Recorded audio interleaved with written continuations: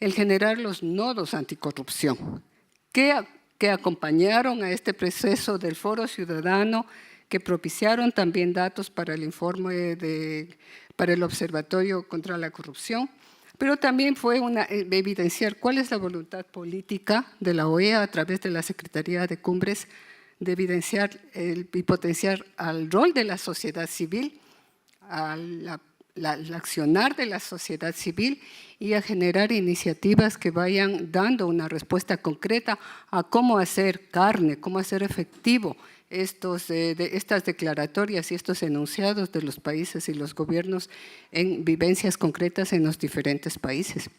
Yo entenderé por los informes de la Secretaría de Cumbres que se construyeron 15 nodos nacionales ante la corrupción de parte de la OEA y que fueron oficialmente como datos concretos para también el seguimiento que la OEA lleva desde la Secretaría de Cumbres hacia el cumplimiento, en este caso, de los mandatos de Lima. Entonces, también considero que es súper importante porque es la primera vez que la OEA hace un mecanismo de esta naturaleza, convoca e invita y participa, generó instancias, generó iniciativas complementarias y articuló experiencias diversas.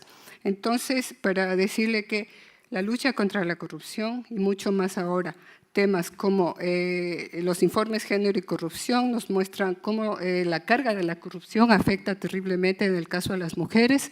En pandemia fueron muy altas las vulneraciones en derechos.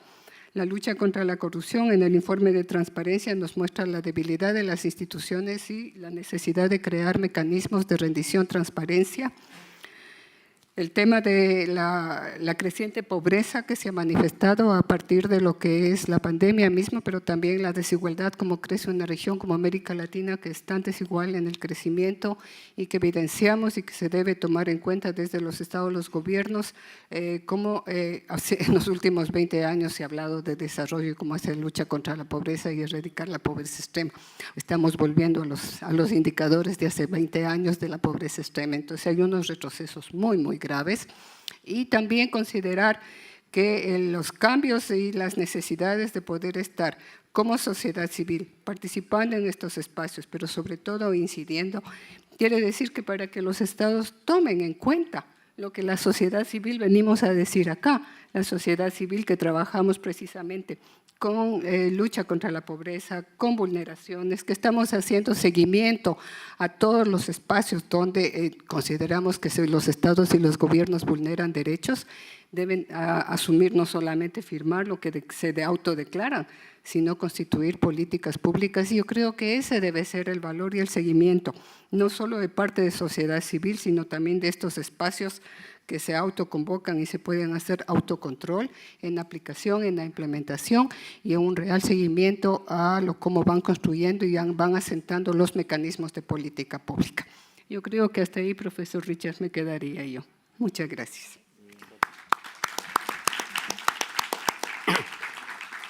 Thank you. That was Patricia Galvez, reminding us that democracy does not, and Enrique also emphasized this, it's not about una lucha final.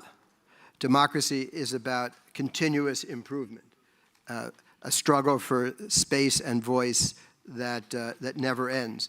But we do have, as Patricia emphasized, a batería de instrumentos. Batería de instrumentos, institutions that have been built up over the decades, as well as some pieces of paper, but pieces of paper that civil society can make real. And one of those, as has been referred to repeatedly already, is the Lima Declaration, the Lima Commitment, Democratic Governance Against Corruption.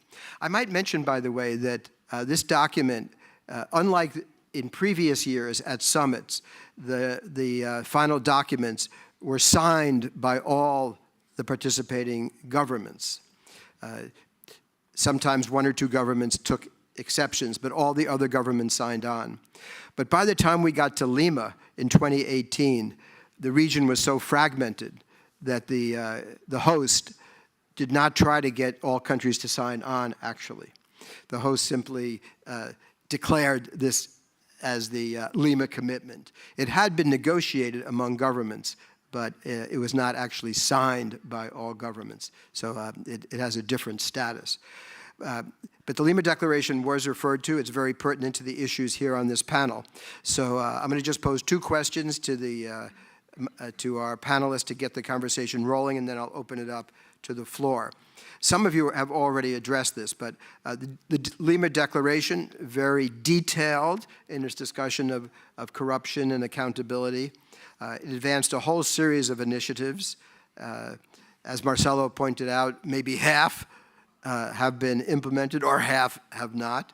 But I would be interested in hearing, I think we'd all be interested in hearing, from the point of view of the organizations that you are engaged in, which pieces, which paragraphs in the Lima Declaration have been most useful for your work, and what parts of this declaration maybe need a little more work, maybe should be expanded. In fact, even here today, this week in Los Angeles.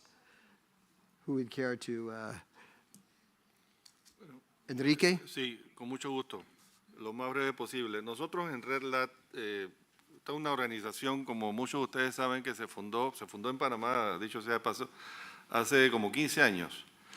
Y desde un inicio hemos entendido que el gran cáncer que está corroyendo la fibra molar de nuestro país es la corrupción. O sea, hay que trabajar fuertemente en corrupción y entendiendo la corrupción como algo que no es exclusivo del sector público, político, gubernamental, sino que es un flagelo que está por todos lados, está en el sector privado también y está acabando con la fibra moral de nuestras sociedades. Antes de la cumbre de Lima, la RedLat conformó el grupo denominado Foro Ciudadano de las Américas. Eso fue en el año 2017. Allí, con ese foro, pues con esa plataforma, participamos en todo el proceso de cumbres que desembocó en el 2018 en propuestas muy concretas con el tema de la corrupción. A raíz de estos esfuerzos, también hicimos la convocatoria para lo que hoy día existe ya es un observatorio ciudadano de corrupción. Hicimos una convocatoria. Salieron, se lo ganaron, creo que son cuántas, cuatro capítulos de Transparencia Internacional en los distintos países, Venezuela, Panamá, no recuerdo los otros dos, Perú.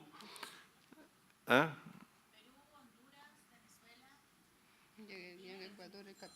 Y bueno, el observatorio ha estado funcionando bien, hay mucho todavía por hacer. Esto es algo que se ha ido proyectando de una forma muy efectiva. Estamos hablando de más de 300 organizaciones en 20 países de América Latina y el Caribe. Creo que eso ha sido un gran logro que nos ha producido muchas satisfacciones. Por supuesto que hay mucho por hacer todavía. El mismo Foro Ciudadano de las Américas hay que expandirlo aún más, hay que fortalecer sus raíces, pero siento que es un buen paso, un excelente paso en la dirección correcta para combatir este flagelo de la corrupción en una forma integral. Reitero, porque es un tema que no es exclusivo del sector público-político. Hay unos aspectos a fortalecer según las findings del observatorio. Por ejemplo, lo leo aquí, protección a denunciantes y líderes de derechos humanos que se involucran en la lucha anticorrupción, fortalecer todo el tema de la cooperación jurídica internacional, todo el tema de la judicialización de casos transnacionales de corrupción, identificación clara de las víctimas de la corrupción para facilitar la reparación y garantizar la no repetición y, como mencioné en mi primera intervención, promover ese trabajo multiactor en torno a la lucha contra la corrupción. Thank you. Thank you very much. Marcelo? Gracias, Richard.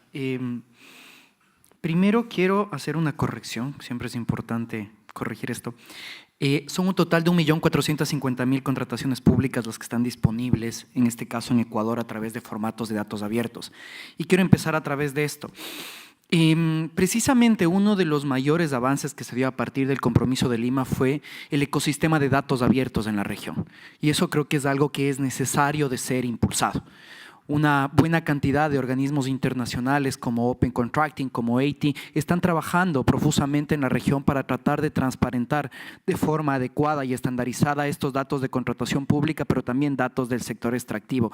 Y creo yo que, sin duda, ese fue uno de los mejores instrumentos que pudimos tener a partir del compromiso de Lima. Cómo desde la sociedad civil podemos presionar a nuestros gobiernos a que vayan avanzando en este tipo de agendas de mayor transparencia. No solo publicar información por publicar, sino garantizar su uso y reutilización, así como su redistribución. Sin embargo, también creo que uno de los mayores retos que tuvimos y que aún tenemos y que también se evidenció en el informe del Observatorio Ciudadano contra la Corrupción es que el eje de fortalecimiento de la gobernabilidad democrática fue el peor calificado en nuestros países. Y precisamente la peor calificación refiere a promover la adopción de medidas que prevengan conflictos de intereses. En nuestros países tenemos declaraciones de bienes, pero para mí es impensable que se siga alegando, por ejemplo, protección de datos personales para impedir el acceso a estas declaraciones de bienes precisamente de funcionarios públicos que, quién sabe, potencialmente estaban involucrados en casos de corrupción. No podemos utilizar la protección de datos para minar el derecho al control social y la lucha contra la corrupción. Y yendo un poco más allá, es lamentable que el desconocimiento de nuestras autoridades públicas no haya permitido avanzar en la adopción de regulaciones de lobby, de conflictos de intereses y de beneficiarios finales. Hay que recordar también que, así como decíamos, existen instrumentos OEA, existe una ley modelo para identificar precisamente a potenciales conflictos de intereses.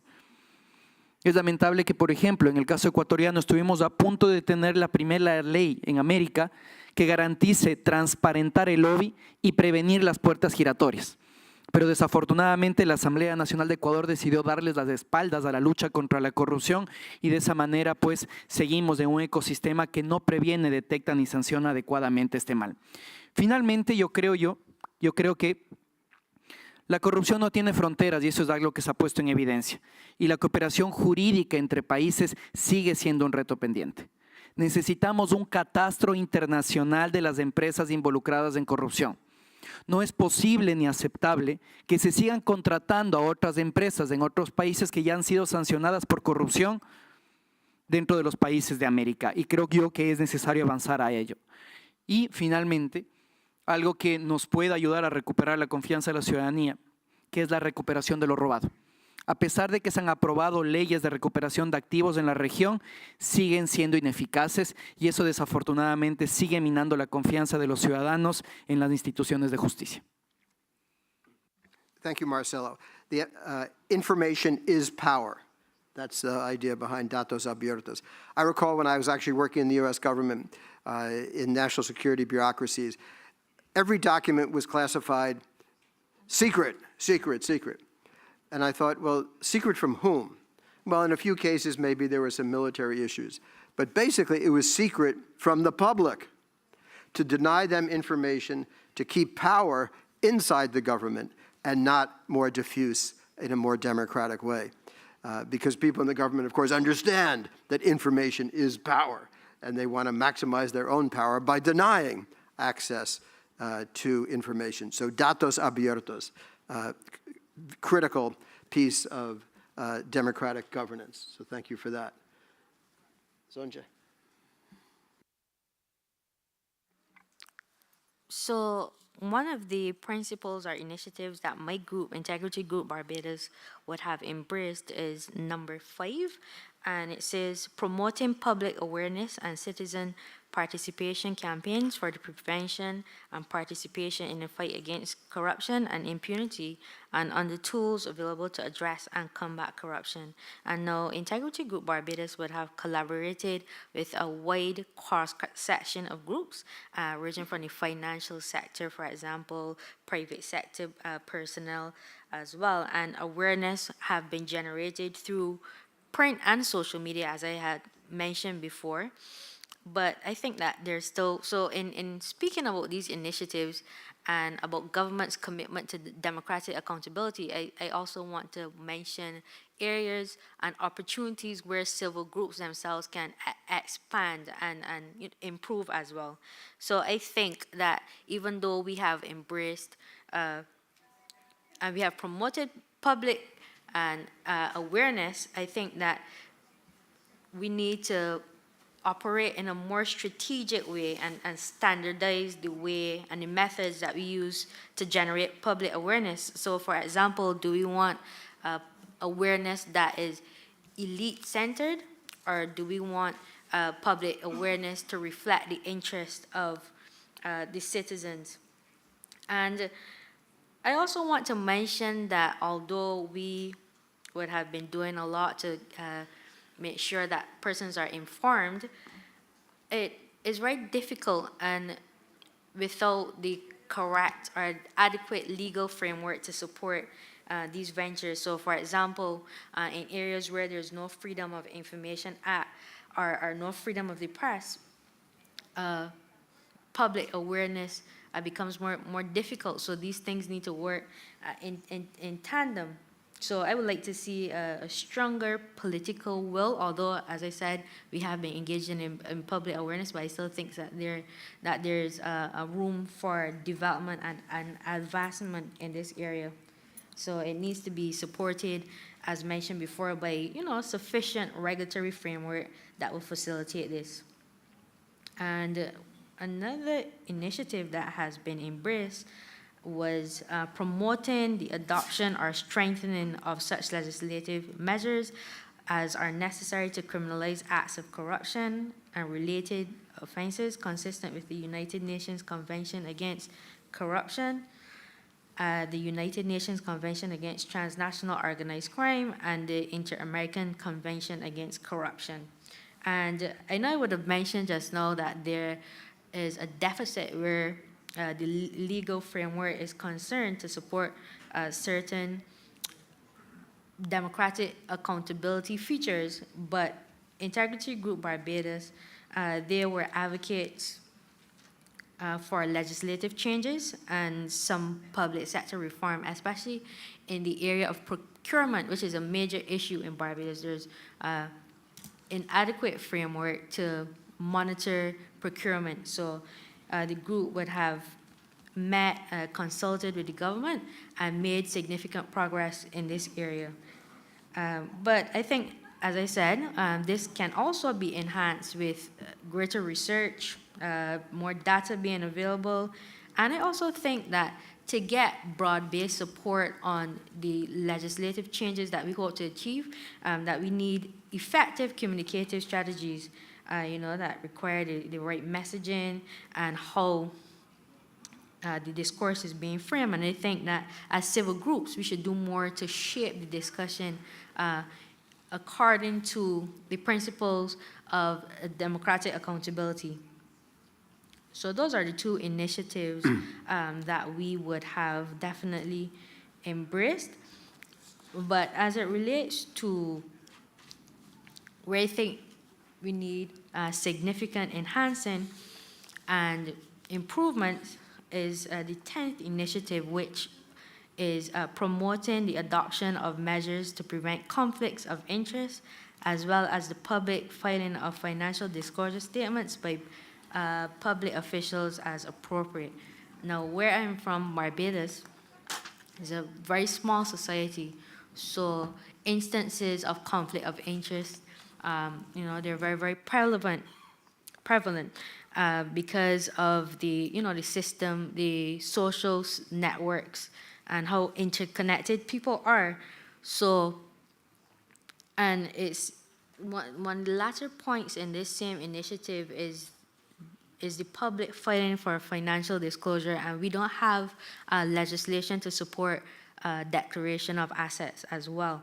So going back to the conflict of interest, I think there needs to be more established operational codes and very specific information about what conflict of interest is and how it can occur, and just to tap into those preventative measures. So that's one of the things that I would like to see. And also the 13th initiative here, continuing to strengthen national anti-corruption measures, our systems, and enhancing conditions for effective participation of civil society, social organizations, academia, private sector, citizens, and other social actors in monitoring government performance, including the development of prevention mechanisms, channels for reporting possible acts of corruption, and facilitating the work of watchdogs, including other citizen oversight mechanisms, and incentivizing the adoption of digital means of participation. And so this is calling for greater collaboration between civil society and the government. And I think in order for us to do that, we need to redefine the relationships that exist between government and civil society. And although we would want to hold them accountable and be independent, I still think that there needs to be a more cooperation and more of a partnership-based relationship rather than an adversarial one. I think is more productive for more cooperation and constructive dialogue to occur between civil society and the government. Okay, thank you very much. I had posed another question, which is to ask everyone to talk about some of their success stories, but I think you have already woven that into your presentations. So thank you very much. So I think what I would like to do now is to open it up to the audience. Any comments or questions? I would just ask you to keep them brief. So I always like to go to people in the sides first. Yes, over there. Thank you. Do we have microphones here or what? Yes? No? Well, then I get. Remote. Oh, do it? Yes, there we do. Okay, great.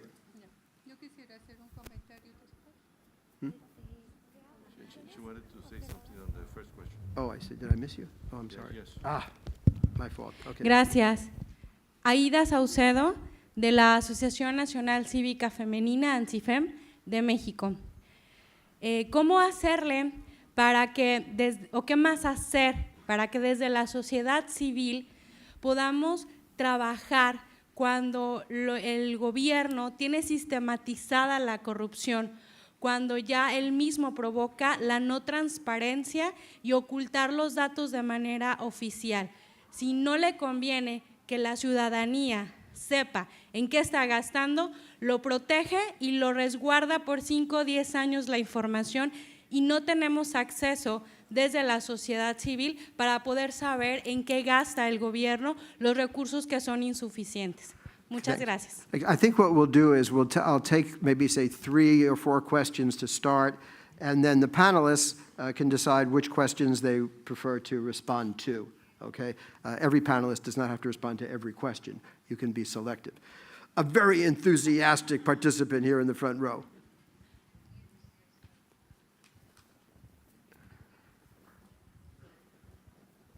Muchas gracias, Ligia Gómez de Nicaragua, de Urnas Abiertas. Mi pregunta es con relación a cómo se hace para desarrollar la fiscalización en momentos de altos niveles de represión, cómo la ciudadanía puede desarrollar ese papel tan fundamental y cómo recuperar una democracia sin la participación ciudadana y el derecho a la manifestación pacífica. Esas son, digamos, parte de las preocupaciones que queríamos que nos respondieran los panelistas. Muchas gracias.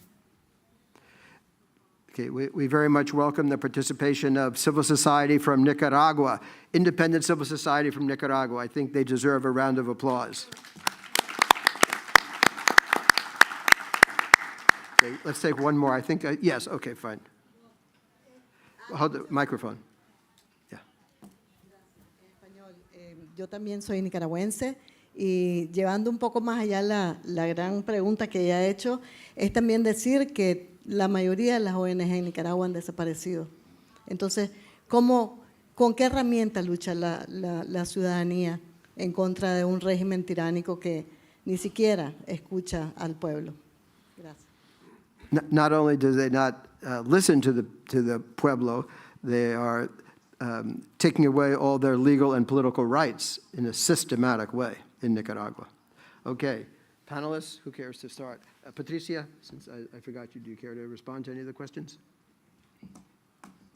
Bueno, es tan grueso esto, ¿no es cierto? Tan difícil encontrar una respuesta frente a todo lo que pasa, porque Los casos de Nicaragua, los casos de Venezuela, antes de Honduras, etcétera, todo lo que pasó en la región sur, ¿no?, del Cono Sur en los años 70, 80, realmente son casos emblemáticos que nos dejan hasta ahora sin una respuesta positiva de saber qué más podemos hacer como sociedad civil cuando el mundo y las instancias que son llamadas a cuestionar a estos gobiernos autoritarios, ¿no es cierto?, que faltan a la democracia, gobiernos que encarcelan, gobiernos que asesinan, etcétera, que marcan las leyes a su favor para generar procesos y políticas y permanecer en el poder para su beneficio personal y de los grupos con los cuales le sostienen.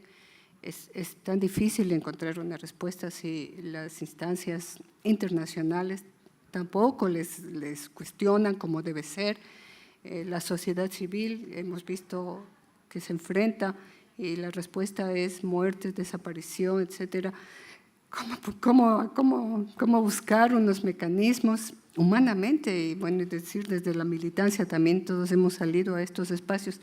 ¿Cómo buscamos unos mecanismos en los cuales, por un lado, la sociedad civil no solamente se ve afectada en los términos de la pérdida de valores de la democracia, sino también en la situación de la vida y la garantía de la existencia, sino qué más se puede hacer si está tan fragmentada? Porque una de las cosas que hacen estos gobiernos o que hacen las instancias en las cuales funcionan estos autoritarismos es fragmentar precisamente la sociedad civil. Y cuando ya la sociedad civil o la participación, la ciudadanía está tan fragmentada, es difícil volver a armar procesos. Hay que ver cuáles son aquellas lecciones que el mundo nos puede dar, ¿no es cierto? Cómo salió Chile, es un ejemplo, cómo ha salido Chile, cómo salió también las dictaduras, los procesos de la región sur. Las comisiones de la verdad son súper importantes porque no se puede olvidar, ahí sí funciona. No hay perdón, no hay olvido, ¿no es cierto? Y creo que esos son así como las cuestiones. Yo no tengo una respuesta concreta como para decir qué se puede hacer frente al régimen de Venezuela o de Nicaragua, en este caso de Nicaragua, pero sí decir desde donde uno está haciendo acción y está haciendo cuestionamiento, y debe ser una ciudadanía activa a cuestionar todas esas prácticas que está haciendo el gobierno de Nicaragua ante el mundo, tanto adentro como afuera, ¿no? No sé, profesor, ¿qué más podría yo decirle en este momento?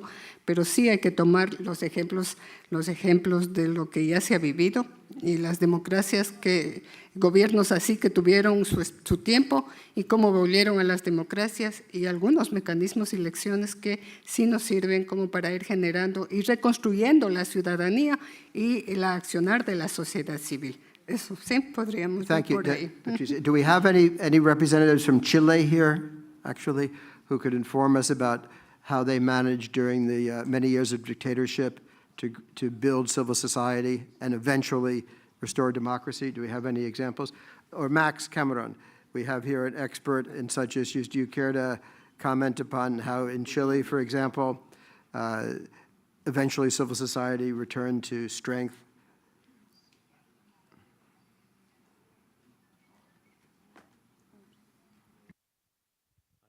Question, but I think that one of the things that we know from political science is that it's very hard to achieve a transition unless there's a division within the regime.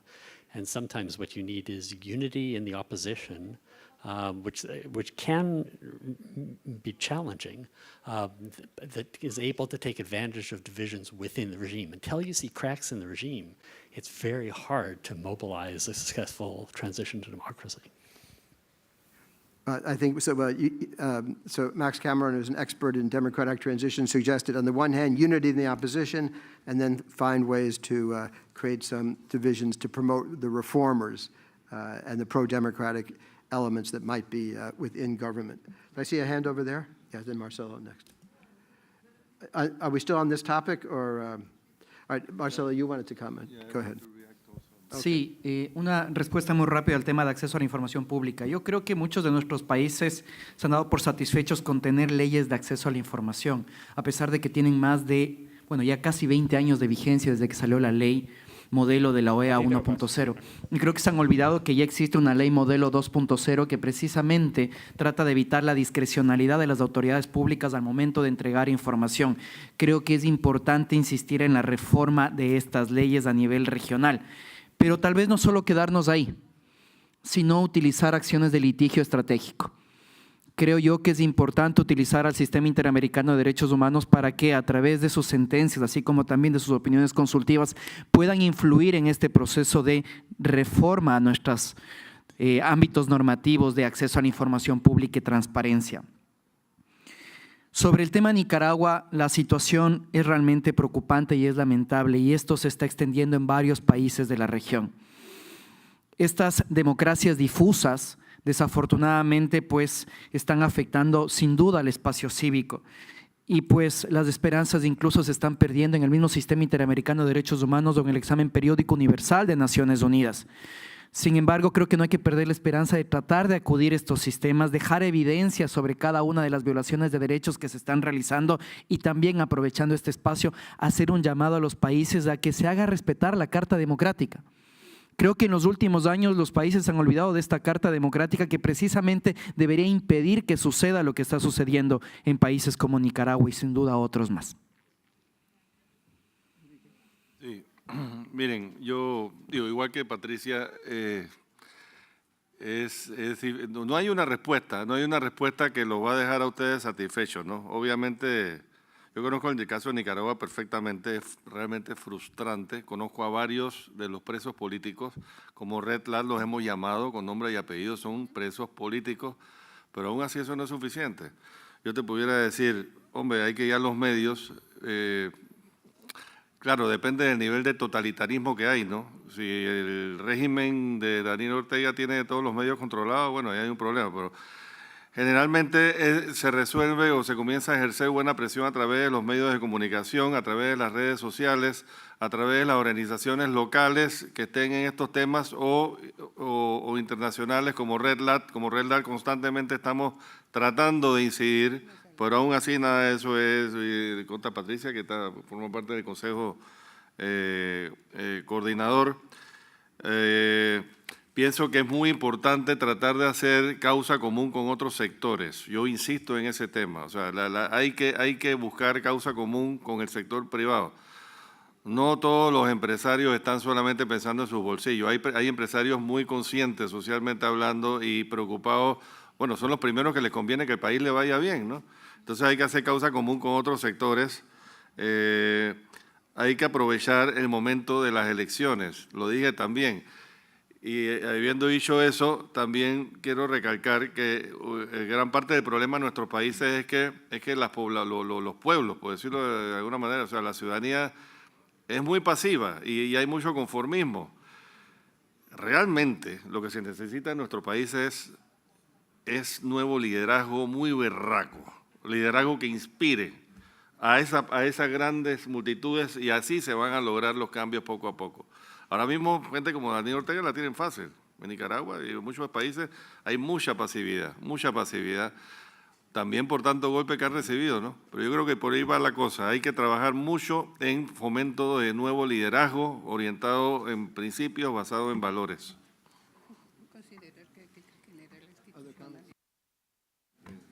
Yes, please. There and there.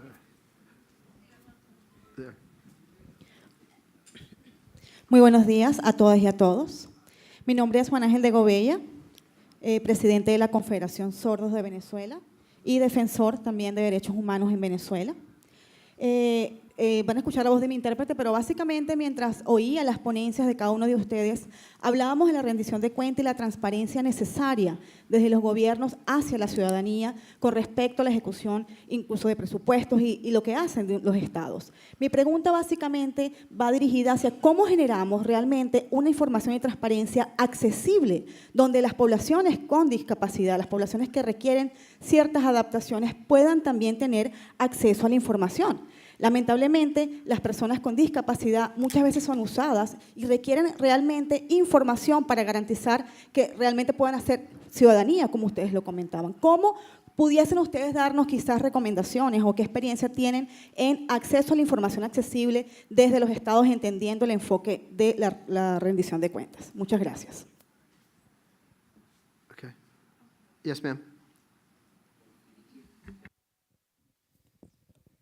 Nancy Arellano, venezolana en Perú, Beneactiva. Bueno, escuchando, por supuesto, nosotros tenemos una experiencia migratoria producto justamente de lo que ha ocurrido en nuestro país, ¿no? Y tiene que ver con procesos de corrupción pues muy profundo, falta de rendición de cuentas y cómo a través de los dineros públicos se ha acumulado pues mucho poder para ir, ¿no?, atomizando a la sociedad civil, a los partidos, procesos electorales continuos que incluso terminaron siendo procesos en contra de la propia democracia porque se vivió un electoralismo perverso que fue mellando la función pública. Nos preocupa además ver las pendulaciones en la región y ver cómo se ha ido extrapolando la situación de pérdida de los partidos políticos, de pérdida de la institucionalidad democrática y sobre todo el poco rol de la tecnología. Estamos hablando de que los procesos de contratación, estamos hablando de que los procesos de implementación de políticas públicas están directamente ya sistematizados y que sería, la verdad, como región, sería bastante fácil establecer estándares en materia de gobierno digital, en materia de accountability, en este sentido que haga que las cifras no puedan ser oscuras. O sea, las órdenes de pago, la trazabilidad de las finanzas, la verdad es que es impensable que en el siglo XXI, teniendo smart contracts, teniendo todo el tema de blockchain, etcétera, no podamos generar un sistema como región que definitivamente ponga coto directo al tema y amarre el ingreso, por ejemplo, de transacciones internacionales, etcétera. ¿Por qué nadie ha puesto el acento realmente, incluso con fondos de la cooperación, con fondos concursables, para poder avanzar en la generación de tecnología que claramente ponga un punto y aparte al problema, al gravísimo problema de la corrupción que va en contra pues, de todas las personas vulnerables? Muchas gracias. One thing we've learned that digitalization, which so far in the summit, more is better is sort of what one hears. But we've learned that with regard to our sets of issues, digitalization is a double-edged sword. It, of course, empowers information, facilitates organization, but at the same time, it gives governments tremendous power of surveillance.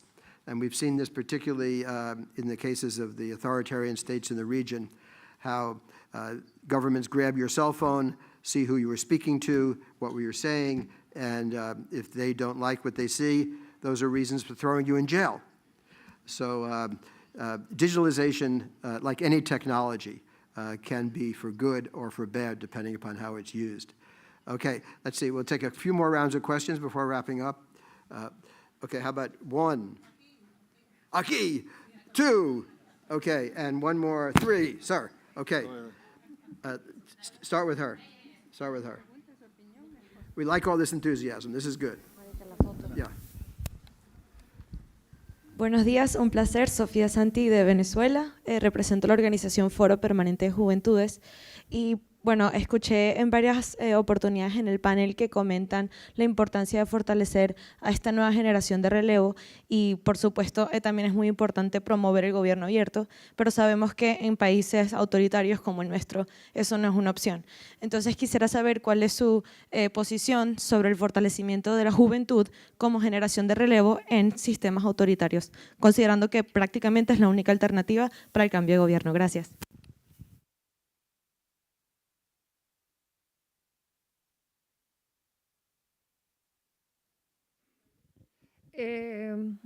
Buenos días, yo soy Marta Ferrara, soy directora ejecutiva de la organización Semillas para la Democracia de Asunción, Paraguay, formo parte de la Red LAT. Yo quería hacer una pregunta y va dirigida como que a Marcelo. Conocemos los desafíos, las herramientas que necesitamos para mejorar o para avanzar en términos de transparencia y lucha contra la corrupción, pero ¿cómo hacemos para enfrentar al crimen organizado transnacional hoy en nuestros países?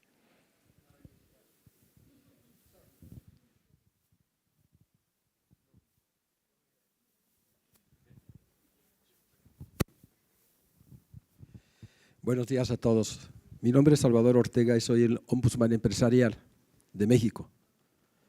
Les quiero recordar que en la Asamblea de Santo Domingo, en el 2016, hubo un acuerdo al término de la Asamblea en el cual al MESICIC se le dio el poder de combatir la corrupción de la mano con el sector privado, el cual yo represento.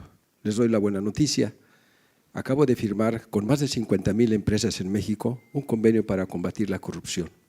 Le acabo de informar a Luis, que lo quiero dar a conocer en Washington, porque el MESICIC, a cargo de Jorge García, que yo trabajo con él desde el 2011, que hice la declaración en el Salón Simón Bolívar, en la sede de Washington, que tenemos que trabajar el sector privado y la sociedad civil de la mano para combatir el tema de la corrupción. Ustedes saben, desde la Convención de 1994 en Miami, se incorporó el tema del mecanismo del seguimiento para la Convención Interamericana contra la Corrupción. Hay que darle un seguimiento serio, los empresarios y la sociedad civil, obviamente tenemos que participar.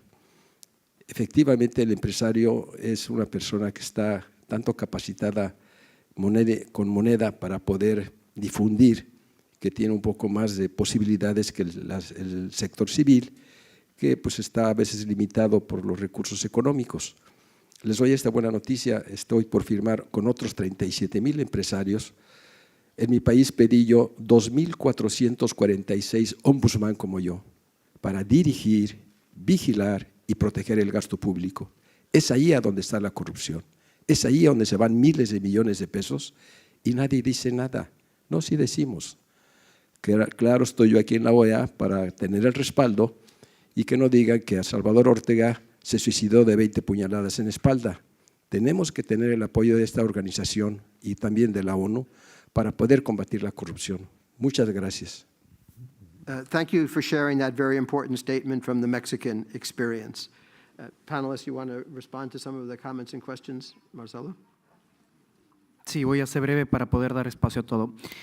Primero, creo yo que es importante tener en cuenta al respecto del acceso a la información para personas que están dentro de una brecha, y no hablemos solo de una brecha digital, porque en muchas ocasiones nuestros países quieren transparentar información a través de portales web cuando el acceso a Internet realmente sigue siendo una limitante. ¿Y qué pasa con personas no videntes, con discapacidades auditivas? Y también ahí está la obligación de los estados de poder actualizar sus normas para garantizar un eficaz acceso a la información pública. Existen ejemplos interesantes que he visto en algunos países de Sudamérica, por ejemplo, de informes de rendición de cuentas en braille, precisamente para poder garantizar el acceso a esta información a personas con discapacidades visuales, así como también la obligación a través de políticas públicas que todos los mensajes gubernamentales tengan lenguaje de señas, como estamos viendo incluso en este evento. Creo que es necesario que esto se extienda en todos los países. Y finalmente, para responder a Marta y también a la otra pregunta planteada sobre por qué no estamos implementando políticas de transparencia, de digitalización, como decían en Venezuela. Yo creo que ya no resta nada que inventar. La tecnología existe, lo que nos hace falta es voluntad política. Desafortunadamente, las autoridades públicas no quieren transparentar información, no quieren permitir la participación de la ciudadanía e incluso no quieren un relevo generacional. Y nos están cerrando las puertas en todos los espacios y caminos posibles. Creo yo que es importante, Marta, fijarnos en que la génesis de la corrupción está en el financiamiento de la política y en la contratación pública. Y si es que no atacamos estos dos puntos, es en donde el crimen organizado ha podido penetrar y ha capturado a nuestras democracias. Si no tenemos absoluta transparencia en quién está financiando a nuestros políticos y cómo se están adjudicando los contratos públicos, difícilmente vamos a poder evitar que nuestras democracias sean capturadas, así como también difícilmente vamos a poder evitar que el narcotráfico, el tráfico de personas y el tráfico de armas siga penetrando en nuestras sociedades, poniendo en riesgo no solo, en este caso, como ya le dije, nuestras democracias, sino nuestra seguridad en el día a día. Yo podría decir, por ejemplo, aquí que no lo hemos tomado, que para poder cerrar y pensar que una de las cuestiones que debemos asegurar es seguir manteniendo el fortalecimiento de la gobernabilidad democrática y que la autonomía judicial Es algo súper importante para nuestros países, ¿no es cierto? Sin justicia y sin seguridad jurídica es muy difícil cómo podemos vivir y cómo podemos establecer en esta visión de las democracias y el ejercicio ciudadano. Por otro lado, le felicito, señor empresario de México, Salvador, por estas iniciativas, porque la corrupción no solamente viene del lado de gubernamental o de los funcionarios, ¿no es cierto? Hay quien ofrece, hay quien acepta, etcétera.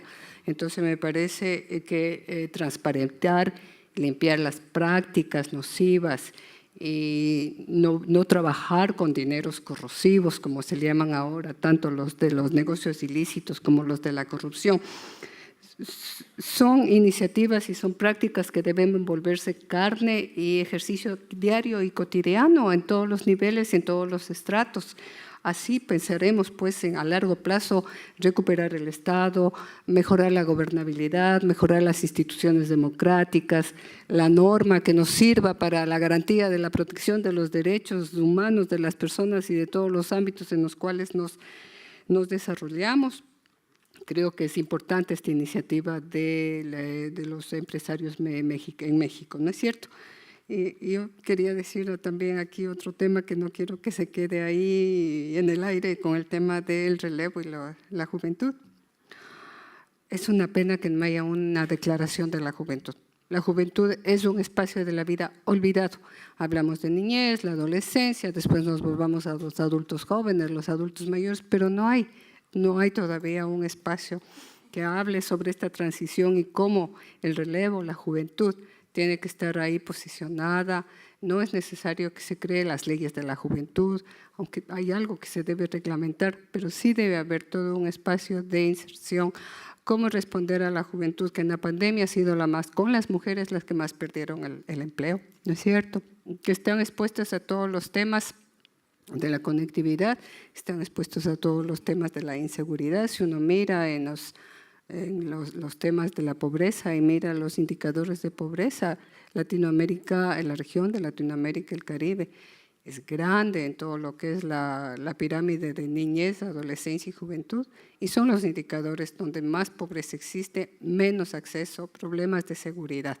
Entonces yo creo que la juventud hay que ponerle un ojito, comenzar a hacer un relevo bien, una transición adecuada y formar, como decía Enrique de Barrio aquí, cuál es el liderazgo activo, pero es un liderazgo que tiene que ser con modelos, no puede ser los modelos de los políticos corruptos que tenemos, que miran el éxito, o sea, la juventud tiene un problema, creo, y es un problema de cómo miramos, ¿no es cierto? El éxito es en las cosas, el éxito tiene que pasar el tema del éxito en tener, fácil como sea, a que sea un éxito para la vida, cómo conseguir, cómo estudiar, cómo profesionalizarse, cómo hacer país, cómo hacer ciudadanía, cómo ser personas de bien. Entonces, por ahí, digamos, la juventud. I want to get one more round of questions. Gracias. So, Enrique, and then we'll have one last round. Thank you, Richard. Briefly. Primero que todo, reaccionar ante lo que acaba de decir aquí el amigo mexicano Salvador Ortega. ¿Sí? Eso es música para nuestros oídos. O sea, yo, como aquí ya se sabe, pues yo no solamente formo parte también del sector privado, sino que he estado muy activo tanto a nivel local como internacional en el sector privado. If this is the 9th Summit of the Americas, and we are celebrating as of tomorrow night the 4th CEO Forum, that's because the first 5 were organized by us. O sea, los primeros foros del sector privado dentro del marco de las Asambleas Generales de la OEA y de las cumbres los organiza. Cuando digo nosotros me refiero a una organización that I'm sure you're familiar with, se llama el Sector Privado de las Américas. Yo soy uno de los fundadores del Sector Privado de las Américas y de vicepresidente.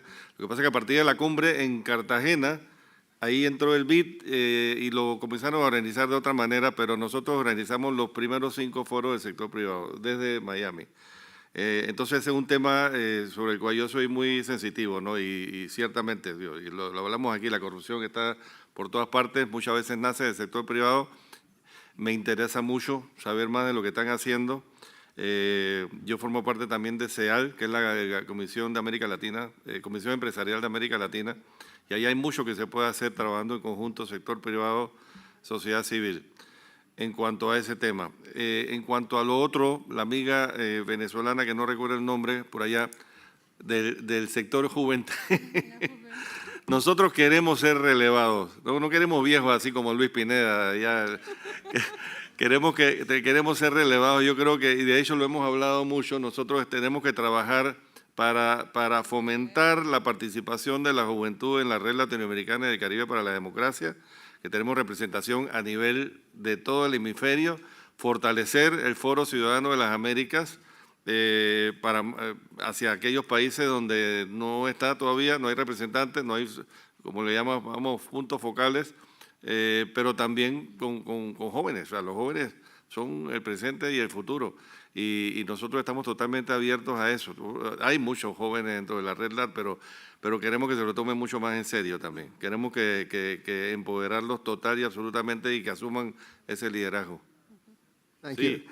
I will say, as a professor myself, I'm very positive and enthusiastic about younger folks. I see them the best informed of any generation. I see them very active. I see them very engaged, specifically in civil society.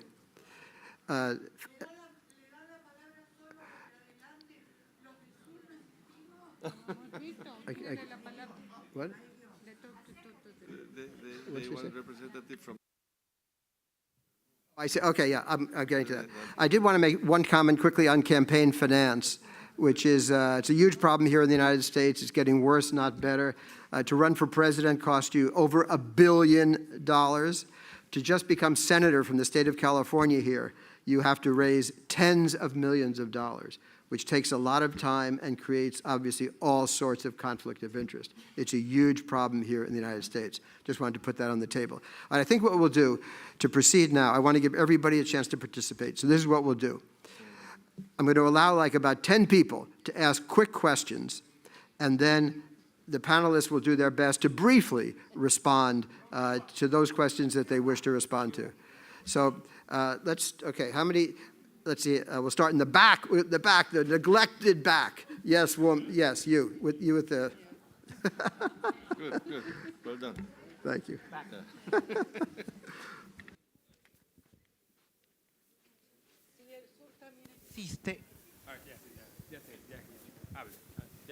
Si el sur también existe, digo, porque solo se están fijando en el norte, lo que está muy próximo. O será un problema de lentes, por ahí hay que enfocar mejor los lentes. Yo creo que es un problema de lentes, fantástico, sí. Fantástico. Quería marcar dos cuestiones en relación a la democracia.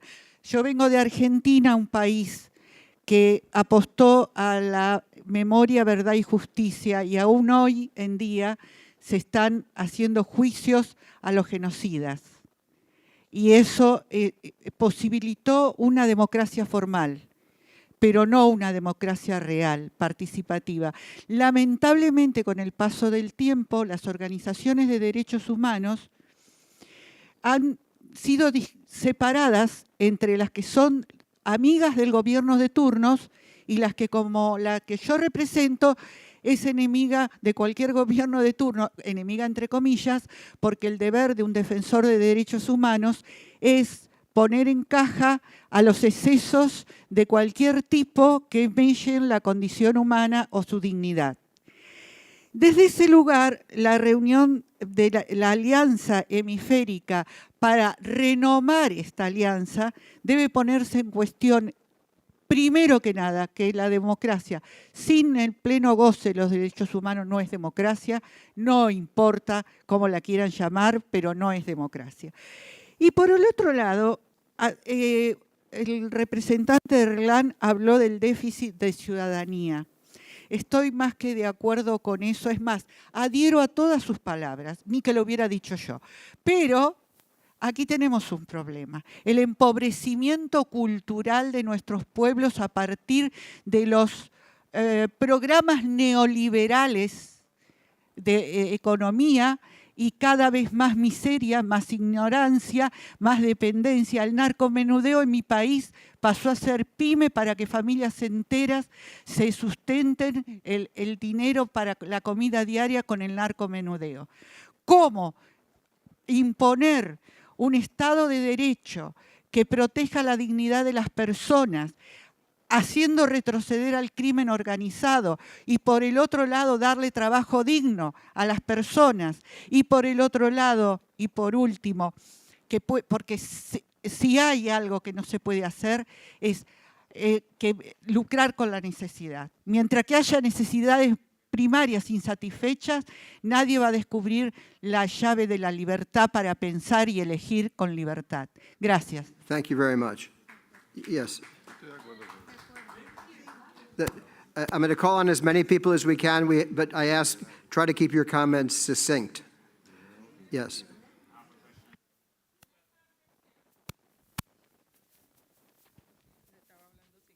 Buenas tardes. ¿Me escucha bien?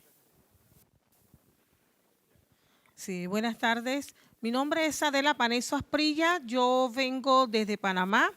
Le he escuchado muy detenidamente hablar de mi querido país, en donde tengo que reconocer que tiene razón en lo que está planteando. Y mi pregunta es, soy la presidenta del Centro Familiar Afrosanteño en la provincia de Los Santos, donde resido. Y voy a ser la vocera del tema de gobernabilidad democrática el 8 de junio ante las altas autoridades de esta cumbre. Y mi pregunta es la siguiente: ¿qué es realmente para ustedes la democracia?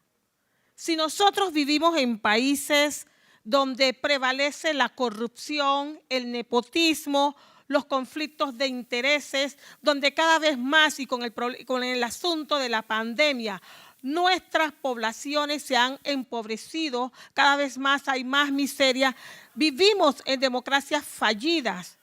Y yo pienso que tenemos que reconfigurar el concepto de democracia y que en ese sentido hubiese sido muy bueno permitir que todos los países participaran en esta 9ª Cumbre de las Américas, porque no podemos excluir, tenemos que incluir, y para llegar a un concepto real de lo que es democracia, sería muy importante incluir a todas las partes y a todos los países.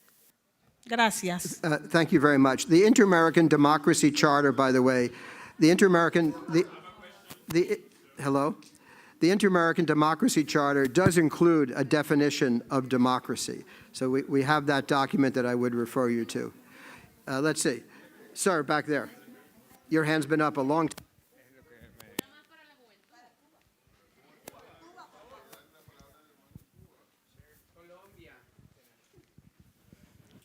We're doing our best to include as many people as possible in this final round of comments.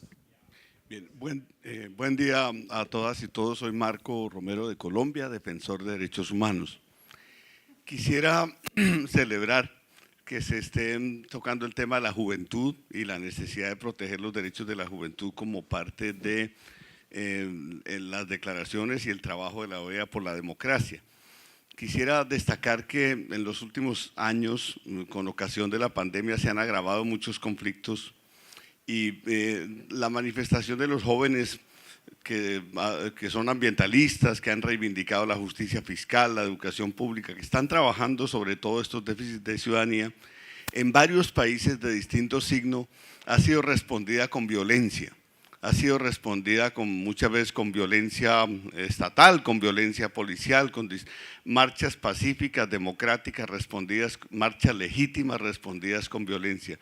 Es muy importante que la OEA se pronuncie sobre la necesidad de ver la movilización social, democrática y pacífica de los jóvenes, de las jóvenes del continente, como un atributo esencial de la democracia y no como un estorbo a la institucionalidad, que es como se suele ver.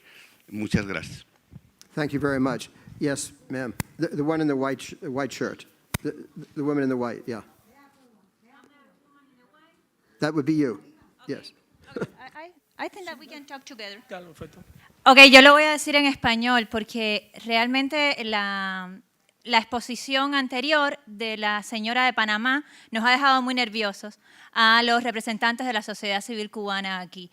Yo creo que usted contestó muy bien cuando dijo que la Carta Interamericana es muy clara en defender el derecho a la democracia de los pueblos. El pueblo cubano no vive en democracia hace 62 años. El pueblo venezolano hace 20 años. Y el pueblo nicaragüense está sufriendo una de las peores represiones. El sacar a los dictadores de la mesa de las democracias es escuchar a los pueblos cubanos, venezolanos y nicaragüenses.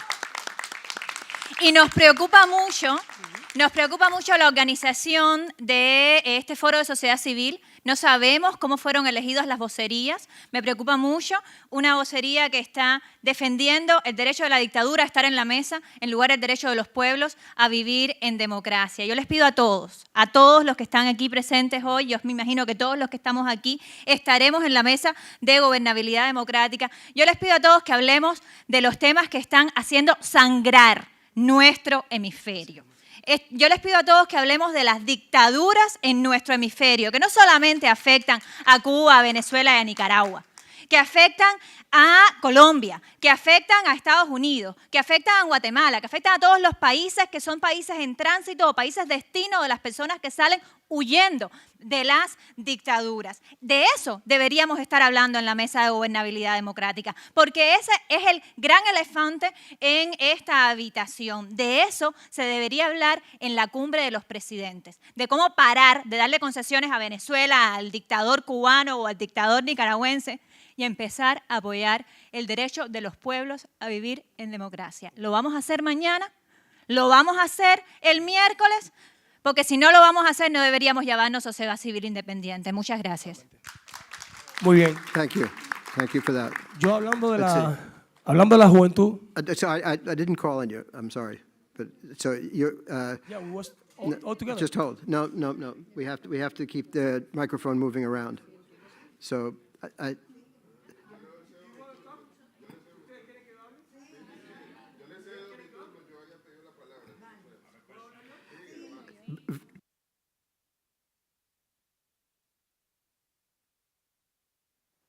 Lo mío es muy sencillo, muy fácil. Si mandamos un mensaje equivocado a la juventud, donde no denunciamos la dictadura, esos jóvenes van a pensar que ser dictador es bueno. Okay, thank you. Yes, one. Let's see. We'll take 3 more comments. We've really run out of time.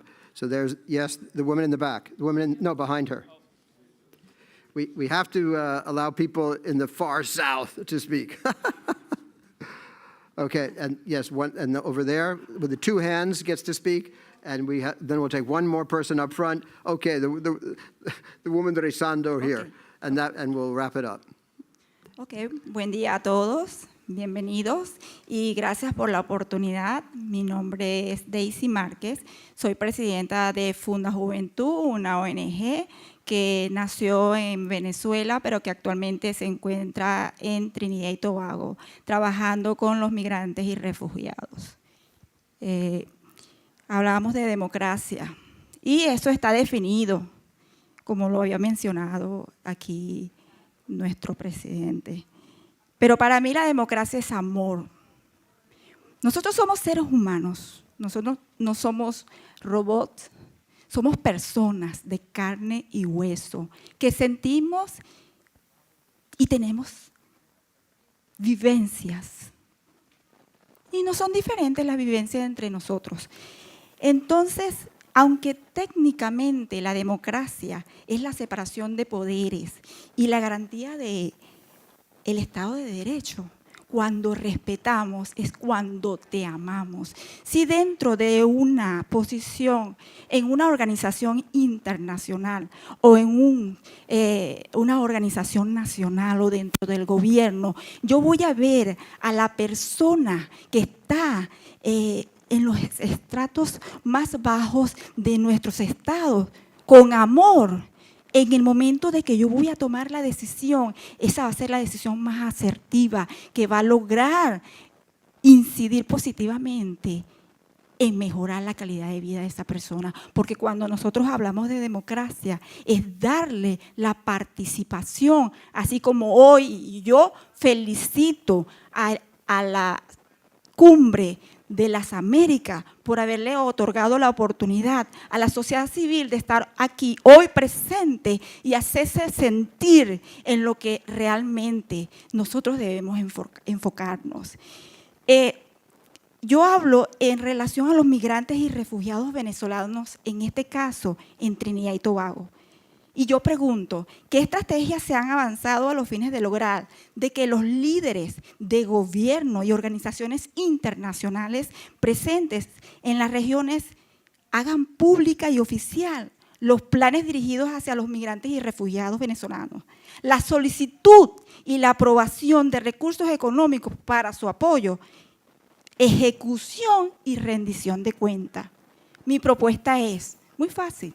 Los medios de comunicación deben estar siempre presentes, tanto en el momento de la solicitud de la propuesta, tanto en el momento de la planificación. Es allí donde la sociedad civil organizada debe estar presente con el gobierno. Thank you very much. That's a very... I'm sorry, I have something else. Okay, just wrap it up because we're running out of time here.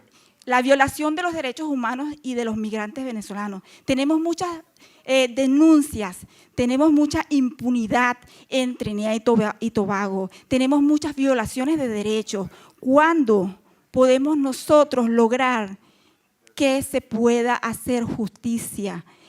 Estamos aquí para que nos den la oportunidad. Estamos viviendo un mal momento en Trinidad y me imagino que en otros países del mundo. Pero en Trinidad hay una violación constante de derechos humanos. Auxilio. Estoy pidiendo apoyo para aquella mujer que ha sido violada, para aquella mujer que le han asesinado a su hijo, tenga el debido proceso en el sistema judicial, porque cuesta dinero pagarle un abogado. Thank you very much for a very inspiring statement. I've just been given a message here that we really have to sort of wrap it up, so I'm going to just take I appreciate your enthusiasm and your knowledge and your expertise, but time is pressing. So I'm just going to call on just two more comments. Then I'll have the panel. I'd ask the panel to just limit their comments to 1 or 2 minutes because we really have to exit the room. So I think the woman praying here gets a statement, and then wasn't there a person over there? Who was it? The man standing in white, and that'll be it. Hola. En una parte del panel hablaron sobre fragmentación, sobre la sociedad civil fragmentada. Yo quisiera saber cuáles son los mecanismos de acercamiento que tienen los distintos sectores de la sociedad civil en el hemisferio, y también quisiera saber algo que me llamó mucho la atención sobre el tema de los diálogos entre estos sectores. Y no sé si esto es un comentario o también podemos traducirlo como una pregunta, y es cuáles son los mecanismos de acercamiento que tienen estos espacios hacia las comunidades, porque llegar a este tipo de espacios para la sociedad civil no es fácil. Para nosotros es muy complejo todos los mecanismos en los cuales nosotros nos tenemos que someter para llegar a este tipo de espacios y hablar. Sin embargo, creo que este tipo de espacios pudiesen generar un mecanismo para acercarse a las comunidades en los países y tener especies de foros y encuentros directamente en los países para escuchar con mayor atención cuáles son los requerimientos de la comunidad. Nosotros, la juventud en Venezuela, hemos generado unos mecanismos en donde nos hemos acercado a grupos de jóvenes que han sido víctimas de la fragmentación política en Venezuela. Eso ha sido muy, muy fuerte y hemos sentado a los jóvenes de las comunidades de todo el país para poderlos conversar y dialogar sobre cuáles son esas ideas que ellos tienen para solucionar estos conflictos producto de las divisiones ideológicas que todos tenemos. Entonces, yo diría que básicamente eso. ¿Cuáles son los mecanismos para acercar sectores de la sociedad civil del hemisferio y si tendrían mecanismos de acercamiento en las comunidades? Porque es difícil escalar en este tipo de espacios. Thank you very much. Very last question. This is it. I'm sorry. We've really been told we have to exit the room, so this is the very last question. Last question over there. No, the fellow behind. Bueno, buenas tardes a todas y a todos. Mi nombre es Esmarián Vadillo Gutiérrez y hago parte de Caribe Afirmativo, una organización LGBTI en Colombia. Y bueno, inicialmente tenía 4 puntos, pero teniendo en cuenta el tiempo, simplemente serían 2, pero creo que es importante ponerlo sobre la mesa porque, bueno, en primer lugar ya hablábamos del enfoque transversal de género, pero yo todavía siento que termina siendo algo bastante abstracto para los gobiernos en general. Y es que el problema con el enfoque de género es que se instrumentalizan a las personas, se instrumentalizan a las mujeres y se instrumentalizan a las personas LGBTI.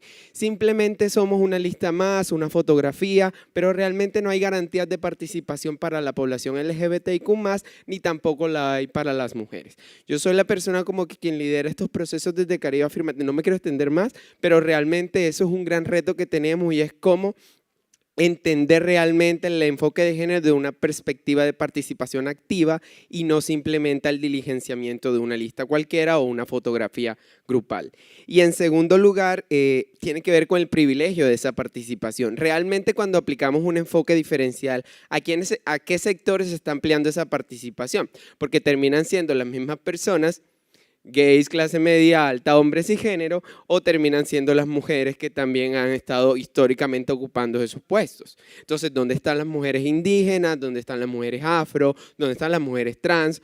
¿Dónde están las personas LGBTI ruralizadas, marginalizadas, pobres y periféricas? Entonces, pues quería ponerlo sobre la mesa porque siento que no se tocó y es fundamental. Gracias. Thanks very much. I appreciate the enthusiasm. I'm sorry that we haven't had the opportunity to give everybody a chance to talk. This is just the first session, however, in the summit process. Summits, like democracies, are never-ending processes. We hope they move forward. We hope that there's correction of mistakes, and that we hope and that the future will be better than the past. There's been I sense so much expertise, so much experience in this room. I only wish we had time for more prolonged back and forth. We'll wrap it up now, asking our four panelists to make just very brief remarks because we really have to exit this room, I've been told by the organizers. So Sanjay, if you care to go first, then Marcelo, then Enrique, then Patricia, brief remarks, and then we'll call it a morning. Sanjay. Okay, thank you. I just wanted to address the point very briefly that was made about youth and youth's involvement in Venezuela, in the struggle that is happening there as it relates to the erosion of democratic principles. And, you know, we know some of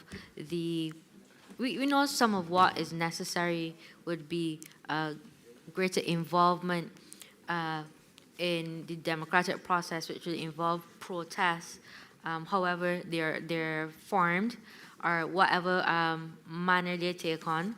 And we know all these suggestions that we could give to young people who could be very diverse and could utilize technology. But to the person posing the question, I also wanted to say that it is important to kind of broaden the question to include what can the international community do for Venezuela and do for its youth, because if the structures are not in place, then it's very difficult to say, oh, well, you know, young people should do this, but if it cannot be sustained or it can't be facilitated, and there are no frameworks in place, we need to outsource. And I think that it calls for greater, functional cooperation and greater participation and support from other members in the hemisphere.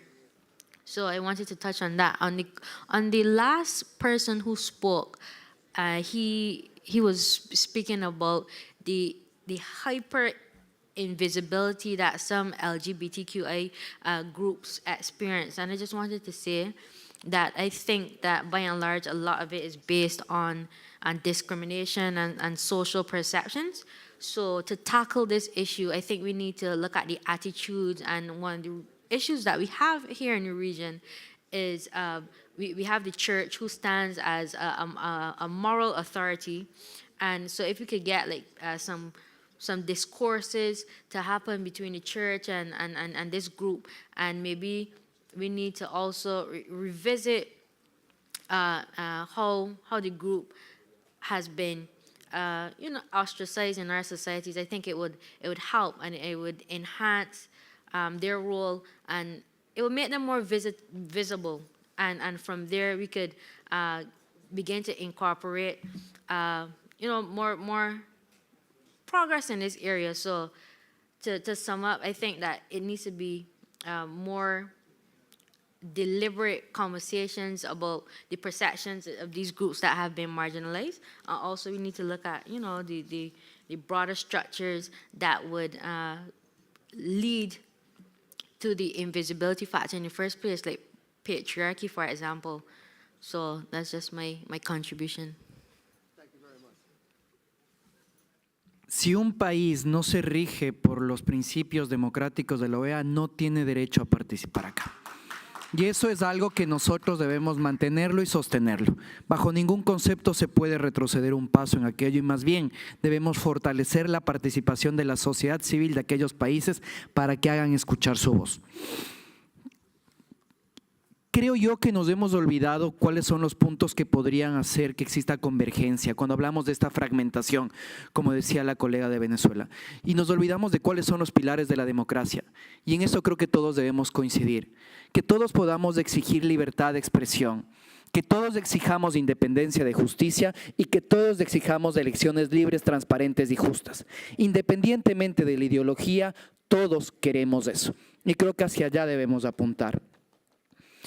El Estado abierto, como ahora se lo conoce, tal vez es el camino para la articulación multisectorial, que sin duda es difícil de promover en aquellos países en los cuales la democracia está en riesgo, pero que las redes internacionales que existen, de organizaciones de la sociedad civil, de jóvenes, sean la voz de todos ustedes para poder identificar y poder posicionar en este tipo de espacios qué es lo que está pasando en estas democracias que lamentablemente han sido cooptadas o ya son inexistentes.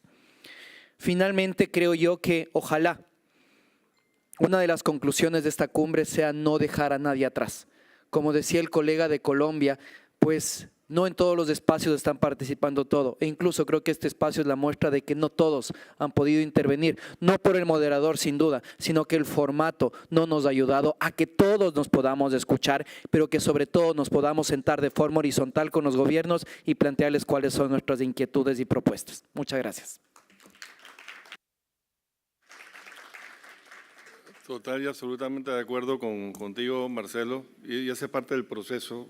Cuando yo hablaba de la evolución, antes era mucho peor, por lo menos ahora estamos aquí y debemos seguir avanzando. Reaccionando brevemente a algunos de los señalamientos de mis queridas amigas de Venezuela, amigos de Cuba, si hay una red hemisférica de sociedad civil que tiene claramente lo que es el totalitarismo y lo importante que es luchar contra el totalitarismo, y lo ha hecho con firmeza desde su fundación, es la Red Latinoamericana y el Caribe para la Democracia, y ustedes lo saben. Y ahí están todas las cosas que se han hecho, y aquí están mis compañeros de la coordinación.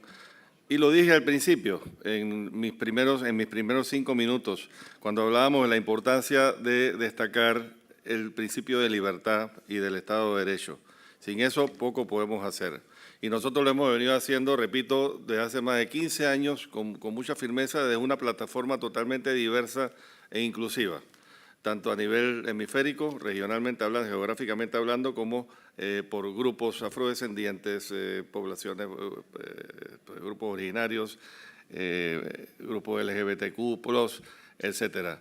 Es una red que uno pudiera decir 15 años es poco, pero hombre, en 15 años, Marta, hemos hecho bastante y lo vamos a seguir haciendo porque es lo que hay que hacer para beneficio de todas nuestras poblaciones.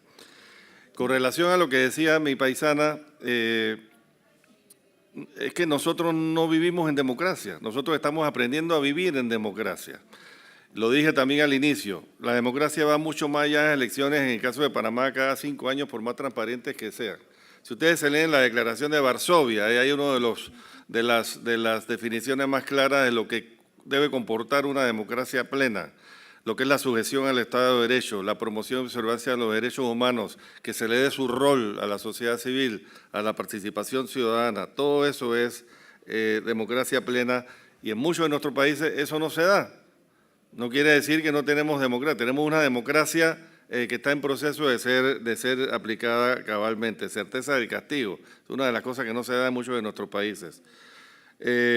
Otra reacción a lo que aquí se ha dicho, bueno, y parte esencial de la democracia plena es el diálogo, y en eso tú lo sabes que en Panamá hemos estado trabajando durísimo con todo el diálogo, ahí Melba de Gooding, Alberto Cobos, Yo creo mucho en eso, y es un poco de las cosas que tenemos que hacer a nivel hemisférico, promover ese diálogo multiactor. Para mí eso es fundamental, que podamos trabajar en conjunto con los otros sectores que hay en la sociedad.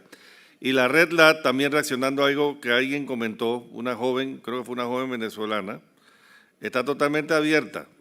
Por aquí está nuestra directora ejecutiva, estamos varios de nosotros, está totalmente abierta. No es un gremio en particular, es una red de sociedad civil y en ese sentido estamos totalmente abiertos a seguir incorporando personas en la dirección de la Red LAT y también a través del Foro Ciudadano de las Américas. Muchas gracias. Yo simplemente quisiera saber, en la misma nota, cuáles son los mecanismos de acercamiento y ahí voy a centrar. Bueno, el mecanismo de acercamiento para que esta Red LAT se haya creado en el año 2009, estamos hablando acá, justo para hacer incidencia en este espacio. Las organizaciones tenemos nuestras propias lógicas en nuestros países, pero todo nos une, uno, el respeto a la democracia, como lo hemos dicho, el aseguramiento del Estado de Derecho, gobiernos que respeten y garanticen los derechos humanos. Esos sí son como los pilares que nos unen a nuestras organizaciones.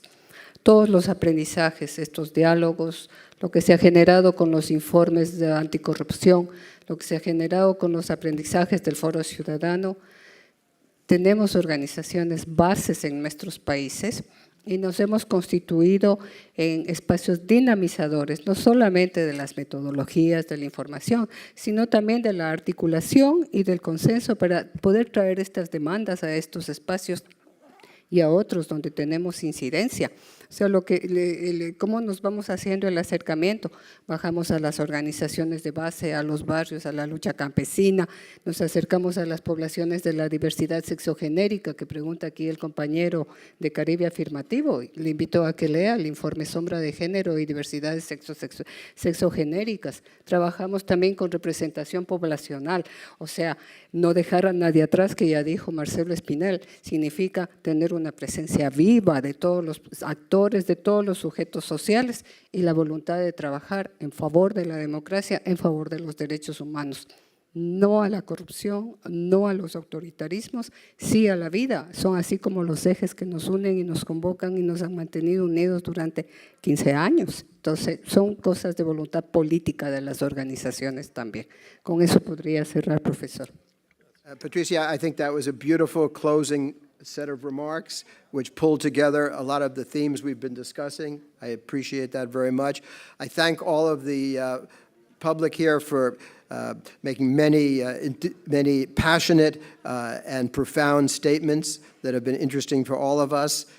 This is just the beginning, of course, of our summit week. There'll be many other opportunities, formal and informal, for a constant dialogue and exchange of ideas.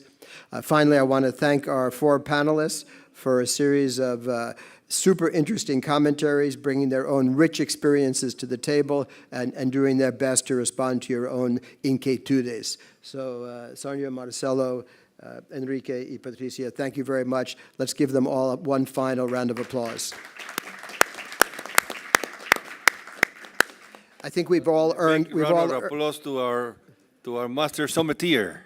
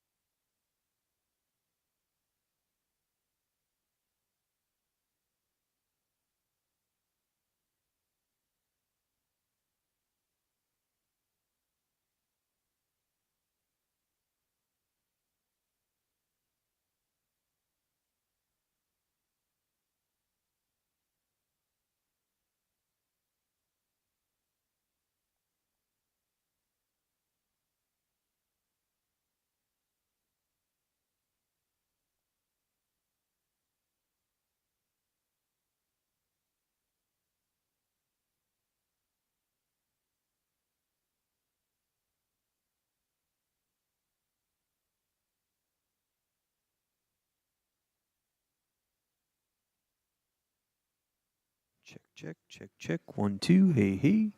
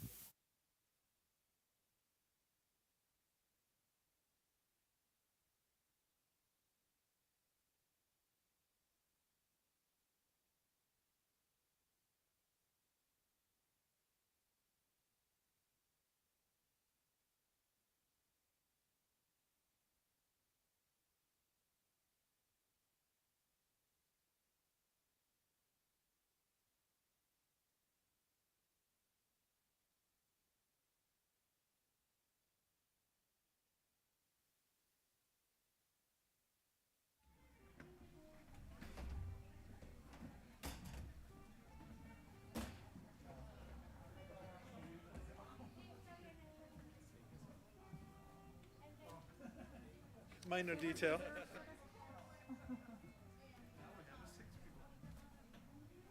Someone's going to have to share the mic. No, no. Hola Manuel. Well, I just thought. Are you gonna be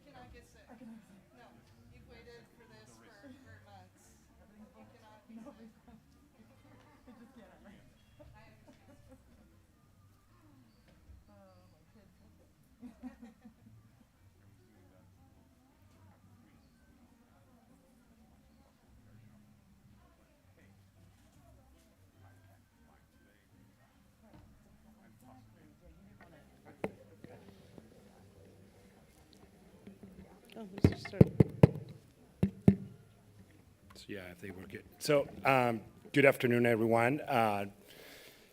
Can I please ask you just to sit a little, in the closer? Maybe we could, sort of like have more of a more intimate conversation, I guess, and more interesting, I'm sure.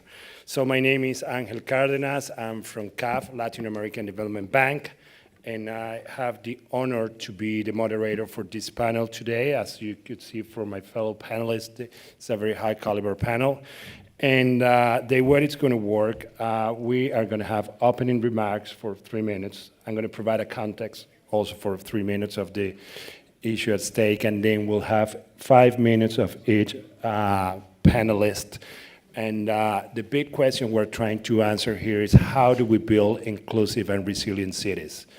And I think that this is important if we think about what's happening right now in the urban world, and more particularly in the Americas. I mean, we live in a very highly urbanized continent. Around more than 80% of our continent is urbanized. And when you put it in the context of what is happening also with climate change, we are facing very difficult challenges for the next 2 decades. Just to give you an example and to illustrate the point, the Climate Change Vulnerability Index mentioned that in the next 20 years, at least half of the major capitals in the Americas are going to be tremendously affected by climate change. With that in context, or within that context, it is for civil society and policymakers to understand, and more importantly, to develop solutions in order to cope with climate change. And that is particularly what's going to be discussed in this panel, to have a practical and down-to-earth solutions on innovation, and for that we're going to have different speakers commenting on that. It is also important to think that this discussion we're having in 2022, it's also in the context of the post-COVID situation where there's low fiscal space in countries where, I mean, we're still enduring the challenges of COVID. And so we definitely need to figure it out together as policymakers, multilateral banks, or civil society, ways to move forward with that. With that context, I'm actually going to introduce very briefly all the panelists, and I'm going to pass the floor to our lead speaker that would present the opening remarks. Her name is Laura Faber-O'Connor. She's the Major Chief Sustainability Officer here at Los Angeles. She's driving the implementation of the Los Angeles Green New Deal, which is a global model for local action to confront the climate crisis. She holds a bachelor's degree in Earth Systems and Economics from Stanford University and a master's degree in Climate and Society from Columbia University. She's very well versed in the subject, and she's going to provide you with her opening remarks for this panel. Thank you. Welcome, Laura. Thank you so much, Angel. I really appreciate it, and I'm so glad to be here with everyone. Bienvenidos a todos. Soy muy emocionada de estar aquí con everyone here. And ¿es la primera vez estar en Los Ángeles? Manos, ¿sí está la primera vez? Oh, okay, well, welcome. Really wish you have a wonderful, wonderful visit here in Los Angeles. This has been an incredibly exciting opportunity for the city of Los Angeles to host the Summit of the Americas. Not only is the region of extreme and utmost importance to us here in Los Angeles, to the mayor personally, as a Latino mayor, it is extremely important to us to foster international collaborations on all topics that are being addressed here at the Summit of Americas, and then of course close to my heart and close to Mayor Garcetti's heart is working on climate change and sustainability.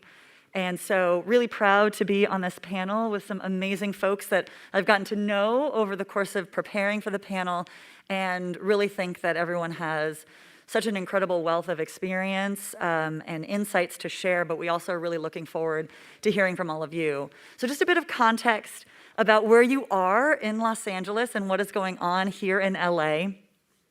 You know, Mayor Garcetti just came off of being the chair of C40, the Global Climate Leaders, City Climate Leaders group that you will hear more from my good friend Manuel in a little bit. And it was one of his most proud opportunities as mayor, because it was an opportunity to really showcase and lift up the work that cities are doing on climate change, but also challenge cities all over the world to work together to set the bar and to meet the bar of the climate emergency.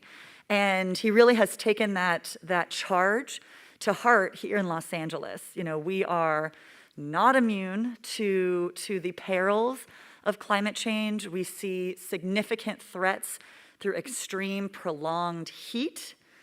We see, you know, we are in the midst of a historic drought in Los Angeles where we have to conserve beyond anything the city has ever experienced in terms of the need for conservation, and to completely remake the water system in LA. And we are transitioning our grid to a completely decarbonized grid. So just to give you a sense, in 2019, Mayor Garcetti released LA's Green New Deal. And as was said, you know, we really, and thanks to the partnership with C40, we're able to make that plan a model for how a mega city like Los Angeles can uphold the Paris Agreement. What does it look like to actually keep to a science-based target and to set a clear plan that prioritizes equity and the most disadvantaged communities in Los Angeles, to prioritize the development of a green, prosperous economy, and ensure that people that are now working in the fossil fuel sector, of which, you know, the fossil fuel sector is quite active here in Los Angeles. I can speak more to some of those issues, but also ensuring that vulnerable, hard to reach communities really have a chance to be leaders at the ground level of the development of a green economy. And we couch all of that work in what we call the 5 zeros: a zero carbon electricity grid, zero carbon transportation, zero carbon buildings, zero waste, and zero wasted water. And when we approach solutions around each of those 5 zeros, we really try to do that, and the mayor challenges us to ensure that we're doing that through a lens of equity, focusing on the resilience of the city and focusing on opportunities for a prosperous economy. On top of that, the development of those goals and the implementation of our work is really guided by our relationships with the communities that we serve in Los Angeles, and the organizations within broader civil society that really have been helping shape the progress that we're making, helping us really understand the challenges, and making sure that what we're working on is grounded on the needs of communities. So I just wanted to take through a couple of examples. First, the city created the really first ever that we've seen anywhere in the world, Climate Emergency Mobilization Office. And that office is intended to really develop a new co-governance model with civil society on the prioritization of climate actions, both in what the city prioritizes to do and how we do it. That included and has included creating the Climate Emergency Commission. This is a statutory commission now in the city of Los Angeles that is made up, the commissioners are made up of the top most vulnerable, disadvantaged communities in the city of Los Angeles, representatives from those neighborhoods, representatives or young people, youth, indigenous members of Los Angeles, because we are ceded an unceded territory of a number of indigenous tribes to Los Angeles. Folks working in small business, workers themselves, really guided by science experts. So really having civil society brought into the fold of our climate work. We also, the mayor has really, really heard the call of young people in Los Angeles and around the world. Not only worked with C40 to develop a global youth and mayors forum, but also developed LA's first ever Mayor's Youth Council for Climate Action and have tried to empower young people throughout LA. We're now in our 4th cohort to really tell us what matters to them, help them engage with the policy process in Los Angeles, and work in their communities, work in their schools. And one final example that is going on also right now in Los Angeles is we've teamed up with the County of Los Angeles. So the city of Los Angeles represents 4 million residents, and the county represents 10 million.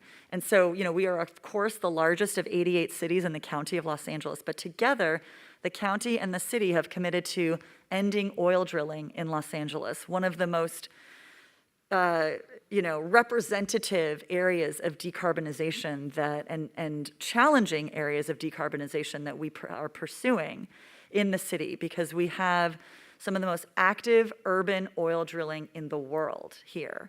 And as we work on the policies to actually phase out the process itself, we are conscious that there are workers who are right there on the front lines, in the fields, in people's essentially backyards and down the block, who are working in this industry. And we need to make sure, as we are developing policies to phase out these kinds of operations, that we're working with communities that the oil drilling is taking place in and workers themselves to plan for what that transition needs to look like over time. And that's happening in real time with workers, disadvantaged communities, workforce development experts, even some of the oil companies themselves. So we really take to heart the need to work with civil society in Los Angeles, and we're always looking to challenge ourselves to meet the needs of communities, and that means strong stakeholder partnership. Thank you.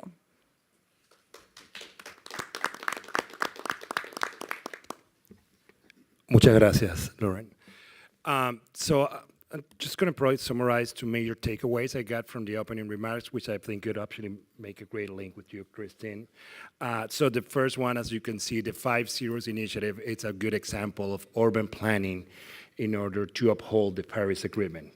So it's very interesting, and I think it's a very learning from all Latin American cities or across the Americas. And the second one is the way Los Angeles put civil society in front in order to co-lead or to be the co-leader in this initiative in order to ensure the governance and that to make this transition sustainable. And that actually allows me to introduce my next panelist, Christy Miller, who is an executive at Building. She holds a bachelor's in liberal arts and science from Southern Oregon University. She has worked at Ecocity since January 2021, which is an NGO that leads the longest running conference on sustainable city planning and was founded in 1992. And I think my question to provoke your thoughts, Kristen, is particularly like that last part Lauren mentioned about like how important is civil society in order to make this initiative sustainable, and what can we do in order to have them as a partner to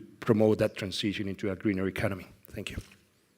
Thank you. Thank you for the kind introduction. And good afternoon, everybody. I'm really happy to be here with all of you here in Los Angeles. As all of us know, civil society organizations are extremely important as catalysts in this transition to more resilient and inclusive cities and circular economies. So it was really nice to hear the examples of Los Angeles. We're neighbors up north. And I'd like to share some examples of some of the things that my organization has been working on in the San Francisco Bay Area. So our organization, Ecocity Builders, was founded in the early 1990s by urban ecologists in Berkeley, California. And a lot of our early years featured local demonstration projects that were like demonstrated pieces of good, healthy urban ecology practices. So for one example, in the mid-1990s, we freed an urban stream, a creek, from its underground culvert, and we created a mile-long park. And this project was one of the first examples of creek daylighting in the United States. And we started to work with more with developers and architects to design new transit-oriented development with features like rooftop access and greenery. So we were really interested in urban design and architecture. We're also interested in slow streets, in creating bicycle lanes and planting urban orchards. We began to lobby and successfully co-author urban policies through our advocacy work. We wrote the Ecocity Amendment to the 2001 Berkeley General Plan. We wrote a solar greenhouse ordinance and a residential energy conservation ordinance called RECO. So we started to have success not only in doing physical projects, but influencing and establishing new laws at the local level. And these have stimulated some of the work that we're now doing at an international level. One is through our International Ecocity Standards project that we launched in 2012 with the British Columbia Institute of Technology in Vancouver. And we're also cultivating the knowledge of sustainability and circularity through our conference series, Ecocity World Summit. The next one's going to be hosted by the City of London, the new mayor of the C40. And we're really looking forward to that. And we're hoping to bring the conference back to Latin America in 2025. So if anyone's interested, please let me know. So we're, over the years, we've been starting to share our practices more with the Americas. And I'll just share one example. We were partners in an initiative called Secondary Cities, which was a field-based initiative with the US Office of the Geographer. So we were helping to build city resilience and informed planning through partnerships to boost geospatial capacity and enhance understanding through data and mapping. We were working in Peru, Colombia, Argentina, and the Dominican Republic. And now, right now, one of the projects that we have is with UN Environment Program, Mexico City, and Arab. And what we're doing is we're assessing the co-benefits and, importantly, the financing of nature-based solutions at the neighborhood scale. So as a case study, we're working with the city to map, assess, and launch a network of community gardens across the city.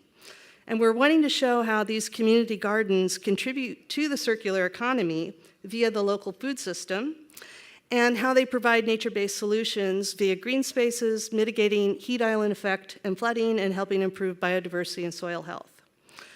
So now I want to end with three things that we, and me in particular, think are very exciting coming up on the horizon for helping cities everywhere become more resilient, more inclusive, and more circular. So the first one is reshoring. And reshoring is the practice of bringing back manufacturing and services from overseas. It's a fast and efficient way to strengthen the circular economy by balancing the trade and budget deficit, reducing unemployment by creating good jobs and fostering a skilled workforce. The second one is open source. So over the last decade, open source software has transitioned from being a fringe technology to mainstream. And in addition to championing open data, Ecocity Builders uses an open source smart code. It's a unified land development ordinance template for planning and urban design. The smart code enables community visioning by coding specific outcomes desired in particular places. So it folds zoning, subdivision, regulation, urban design, and basic architectural standards into one compact document, and it's meant to be locally calibrated. Right now we're working with 7 cities in the country of Morocco with the smart code, completely adapted for the context of Morocco, and these cities will eventually house over 1 million people. And third, last but not least, and this is sort of provocative, I'm really excited about weighted carbon reward market policy as posited by Dr. Delton Chen as the global carbon reward.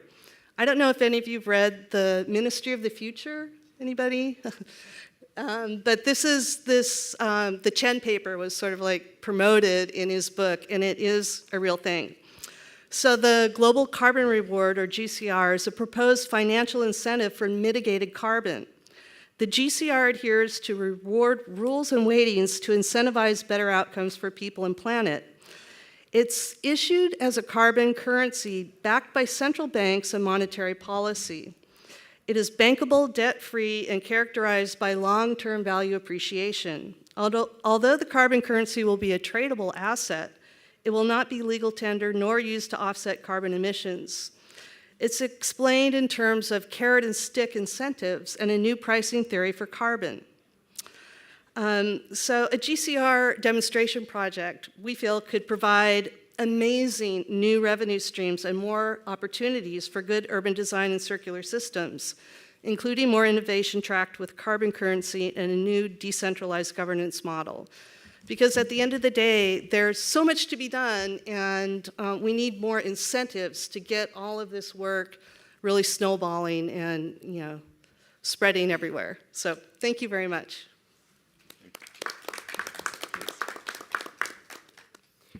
Thank you, Christine. So a couple of things that will help me to make the transition to Manuel Oliveira. The first one, you could see the civil society influence a two-way street. Not only government need the civil society, but as you put it, Christine, you could actually be a agent of change and promote and even influence the agenda and become an agenda setter. And then the three main takeaways you put at the end: reshoring, open source, and definitely provocative, the financial innovation in carbon reward market policy is something I would definitely look into after this panel. Thank you. And transitioning to Manuel. Manuel is the regional director for Latin America C4060s. It's a network of majors of nearly 100 world-leading cities collaborating to deliver the urgent action needed right now to confront the climate crisis. Manuel is from Colombia and has supported projects aimed at reducing greenhouse emissions, including methane capture at landfills, traffic light, LED retrofitting, diesel fuel quality improvement, and implementation of the hybrid electric bus test program in Latin America. Manuel, before I pass the floor to you, I think the question is, how, being from the C40s initiative, do you see local governments can help to make the transition into a greener economy? Thank you. Thank you very much, Angel. And thank you very much, all of you, for being here with us, spending your time in this session, and for my colleagues to be here. Thank you very much for the invitation. I'm honored to be here. And when I was preparing for this session, I thought, there is something else I need to recall among us, which is that maybe most of us have seen Jurassic Park. And I said, there is something that we need to have in mind all the time, which is that 65 million years ago, dinosaurs were the kings of the earth, and they were wiped out. They disappeared. And why was that? Because there was a change in the climate caused by certain events that took place during those years. And there is no single one around. They are underground, and they are offering us energy. So that's all we have about the dinosaurs that disappeared. And then, along the road, human beings began to appear 6 million years ago, and only 12,000 years ago, we became what we are now. But it took around 7,000 years to build the first couple of cities in the world. One in Mesopotamia, Europe, and the other one in Peru, Caral, more or less at the same time. And then cities became one of the most important creations of the human beings, because there are a few things that makes us different from the dinosaurs. We are intelligent, in theory, in principle, and we are able to change the environment. And we have done that for many years in a way that not only we have been able to build cities, but to destroy the cities as well. And we have also been able to change the environment in so many ways by increasing population, by increasing the surface temperature, increasing the amount of paper that we use every day, wiping out species that were supposed to be with us along the road, and increasing the amount of cars that are using a lot of energy that we shouldn't be using, and increasing the hole of the ozone layer, and increasing the amount of waste that is being dumped instead of being reused. And this is great that we are moving around the line of reusing and closing the cycle for waste. But most important thing is that we're doing something that is changing the future of the humanity, which is changing the climate, as it happened 45, 65 million years ago, at least. So why do we need to do something? Because we don't want to be wiped out in a few years, in a few centuries of this earth. And for that purpose, we have understood that the best way we can work and we can tackle the problem is working with mayors, because mayors are there to solve the day-to-day problems citizens are facing. And those that I mentioned are some of those problems that mayors need to sort out.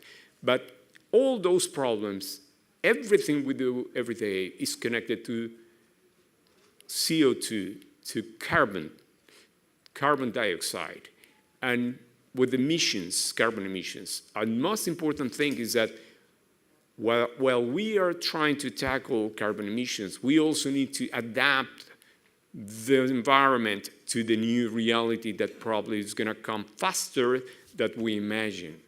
And adaptation takes us to resilience. If we don't adapt, we are not going to be resilient at the end of the day. So we are working in C40 with mayors that are really fantastic, around 100 mayors.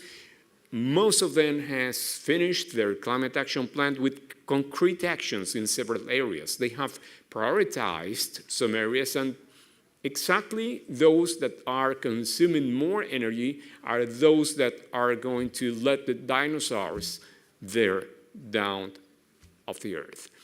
Those are transport and buildings. So transport and buildings are very important subjects because they consume most of the energy in the world.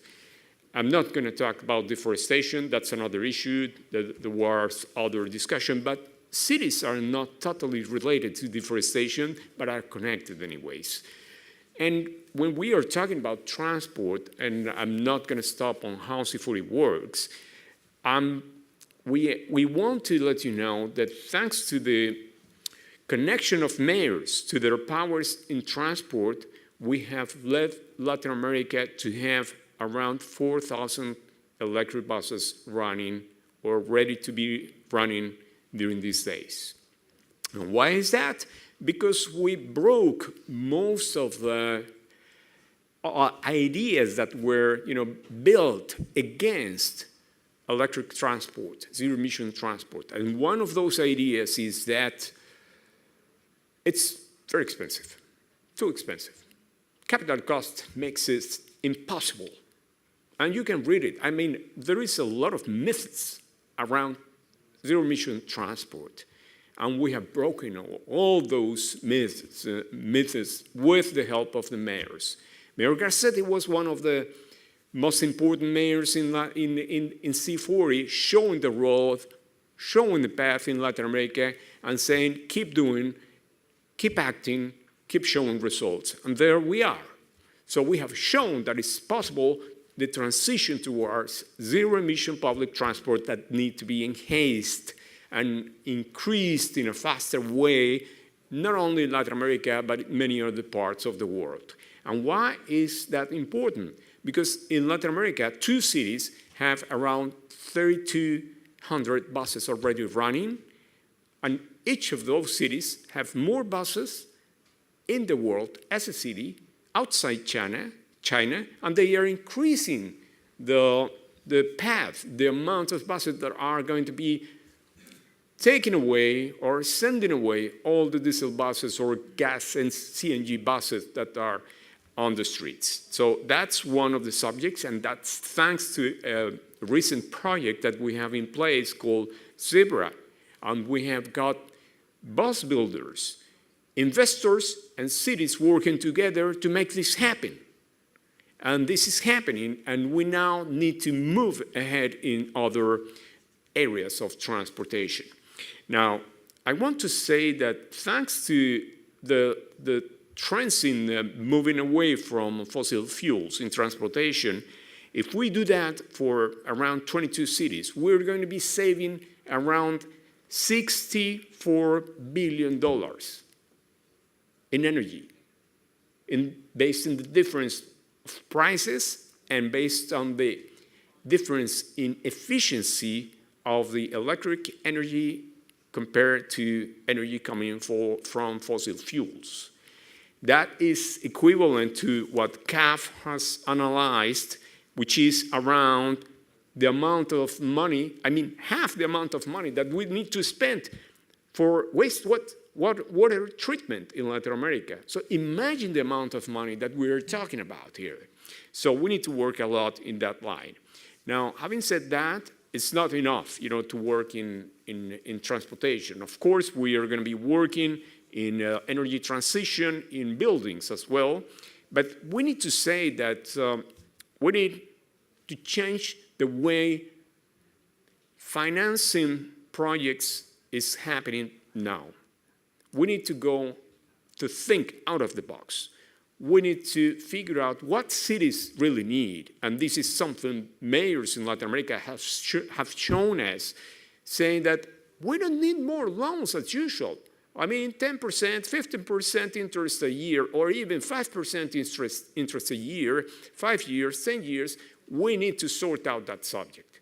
We need a green climate fund working for cities with banks in order to reduce the interest rate to close to zero or zero in the long run. That's why the Paris Agreement created the Green Climate Fund. But now it's working as another bank, another multilateral bank. So we need to sort out that subject. And also, we need to work about migration. Migration is an issue that we're facing, that mayors are facing, and thanks to the new council that we have and a forum that we organized with mayors, we are finding ways to deal with a human need, which is helping people that is moving because of climate change to the cities or to another places to survive because the risks of climate change. I'm going to stop there because I could be a little bit forever, bringing examples and figures, facts and figures that I love.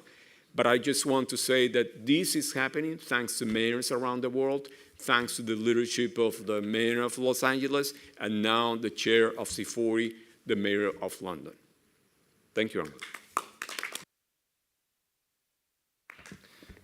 Thank you, Manuel. So a couple of things just to keep in mind as we move forward with the discussion. Manuel brought also another actor on the table, not only public sector and civil society, but also brought the private sector in order to collaborate and to develop innovative solutions, and especially in the sustainable transportation as it came. And but anyway, I'm going to pass the floor to Mario Coronado. He's the Director of Public Affairs of Telefónica Latin America. He was previously the Director of the Telefónica Foundation and later the Director of Regulation. Mario is an electrical engineer from Universidad Nacional de Ingenieros de Peru, and he holds an MBA from Yale University. And again, the question is, what do we do in order to move forward with this transition? Well, thank you very much for the opportunity. Clearly, the pandemic has highlighted the need for communications and technology. And we think that that technology and digitalization of our cities is a key enabler of a prosperous, sustainable, and inclusive environment. The post-pandemic economic recovery will be one that requires the digital, and it's clearly part of it. But for all this to happen, we definitely need alliances. We need to work together. And I think that that's the key issue that Manuel was bringing up. We, as Telefónica, have been working in digitalization throughout Latin America, and we've seen that in the last couple of years, the jump in consumption of internet has been probably 2 to 2.5 times what we had before. This is our expectation for the next 5 to 10 years, which have been brought to the present right away. That means we need to deploy fiber networks throughout as a society, and that requires a huge amount of investment and a huge amount of trust in both sides. I think that one of the key issues for that investment process to happen is a regulatory framework that provides competition and provides a space for predictable regulation, something that can be looked upon, something that one can feel at ease by investing. Why is this important? Because the telecommunications per se bring a key issue that reduces pollution by itself. The impact that it has in different industries will definitely will have a reduction in CO production. The green transition and the digital transformation are two things that are coming together. We need them both, and they happen together because of the information that is required for that to be happening. One of the things we've seen is that as soon as we start identifying behavior in cities that can drive decision-making improves. And that decision-making can be key to reduction of carbon production, key to improve quality of life and services throughout. For that to happen, one of our key examples in improving digitalization has been something called Internet para Todos, which is a company that we've launched in the last 3 years, together with Meta, Facebook, and the CAF and the Inter-American Development Bank, as an example of being able to work together to improve and increase the number of spaces that have internet access today. And not only in the investment side, which is important for us, but in the user side as well. This company brings not only the Telefónica service, but brings Entel and other competitors to the table so that a person in a rural community can access any of the 3 companies in country that are competing with themselves, but through one infrastructure. That is something that is working well. We reached about 13,000 communities over the last 3 years. 2.5 million people have access to internet 4G that didn't have access before that. And we have the challenge of going 4 million more people in the next 3 years. The same idea is happening with fiber throughout, and we're definitely going for an alliance model, which is what allows us to keep growing. But not only that, but one of the things that I think that is evident with technology is that it's useless if we don't make a push for education. An education that has not the technology as the end, but technology as means. Telecommunications have to become like the pen. Nobody knows what technology comes in producing a pen today, but it's an amazing technology. Telecommunications is becoming that. It's becoming a technology that is nice, but nobody cares how it works. It just has to work. The problem is that for it to work, we need to know what to do with it. And I think that that's the key issue of education.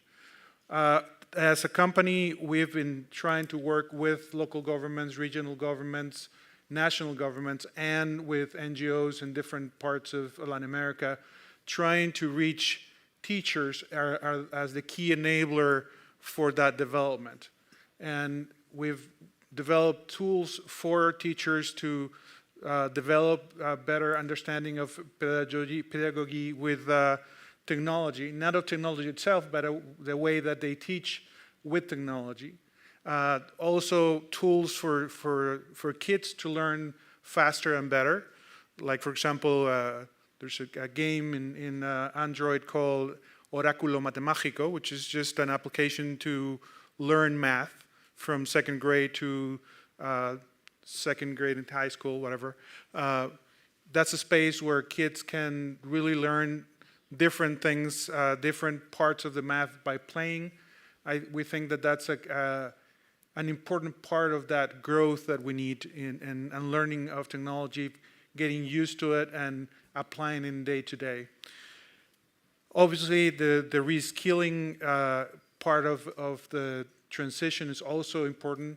We have a platform called Conecta Empleo, which is also reaching a lot of kids from 15 to 80 years old. And what we're trying to do there is offer nano grades, offer different ways for people to increase their technical and digital skills that can be used in any space. And we've had a lot of good results working with universities, working with local governments, even working with professional football clubs, so that young people can do the reskilling by themselves using these tools.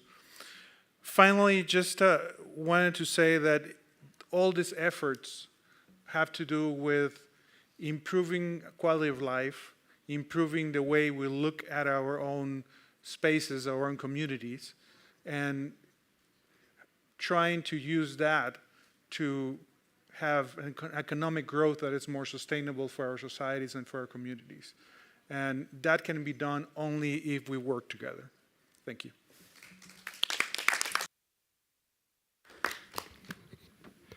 Thank you, Mario. So to make matters more interesting, not only we are also talking about green economy transition, but also digital transition, and both are happening at the same time, and we have more pressure after post-COVID. Just before I pass the floor to Kevin, it's interesting, each speaker has been adding a new actor on the equation. Civil society, governments, private sector, and Mario just brought multilateral development banks as a source of market makers, where local financing industry cannot cover or cannot assume some risk.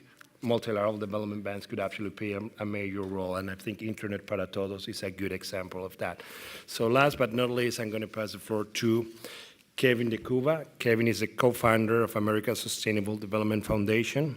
Originally from Aruba, Kevin is a specialist on circular economy processes. He has worked on diverse organizations such as American States Organization and the World Watch Institute. He's an environmentalist, and he has a master's degree in sustainable development from Utrecht University in Holland. And to you, the same question, Kevin, what do we do to push forward the green transition?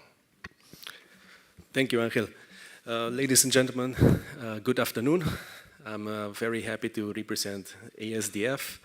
Thank you for organizers for the invitation, and dear colleagues and panel members, I think we have a very interesting topic to discuss, which is the cities of the future, how to make them resilient, sustainable, inclusive, and I will definitely contribute to the part of circular. We have launched the Circular Platform of the Americas in 2016 with the intention to think about what is it that we need to do and change in this region to allow all members of the regional society to really be part of the economic prosperity. And I start with using the word circular economy. The word economy is highlighted in this term. And what this philosophy or concept is about is questioning the way we have developed as a planet, or on this planet as human beings, especially since the Industrial Revolution, where we are currently locked into a linear economic model, meaning we extract things, our natural resources, we bring them to a place, we manipulate it, we convert them into products, they end up in the market. We as the general society, we use or consume things, and then unfortunately, majority ends up in a landfill or an undesired environmental context. And this process, we repeat it over and over, and we have not been able to, as a human society, to deviate from that and to observe and learn and recognize that this is one of the major problems why we even are talking about environmental contamination, why we're even talking about climate change, or all the other crises happening or on their way. And this is a very challenging topic to put on the table because I'm challenging the macroeconomic system of how we as human beings organize ourselves on this earth and configure our societies and bring about our day-to-day life. So if we are going to really make a change towards a sustainable setting or sustainable cities of the future, we have to start with recognizing that we need to address the economic model. And what is the alternative? The alternative is looking at nature, observing the ecology around us. The nature itself can teach us a lot of things. One of it is that most processes, interactions of chemicals, nutrients, stuff, is exchanged in such a way that they always follow a circular pathway at different levels, at very micro level, but also at macro level, meaning that these processes are continuously evolving, continuously repetitive, or interconnected. It actually reflects how we as human beings should operate on this planet. What I mean with that is that as human beings, we are the only species on Earth that has not understood the way of how to extract value from your surrounding and add back to your surrounding a positive, beneficial contribution to your surrounding, instead of contaminating it and even impacting your own long-term viability and survival as human beings.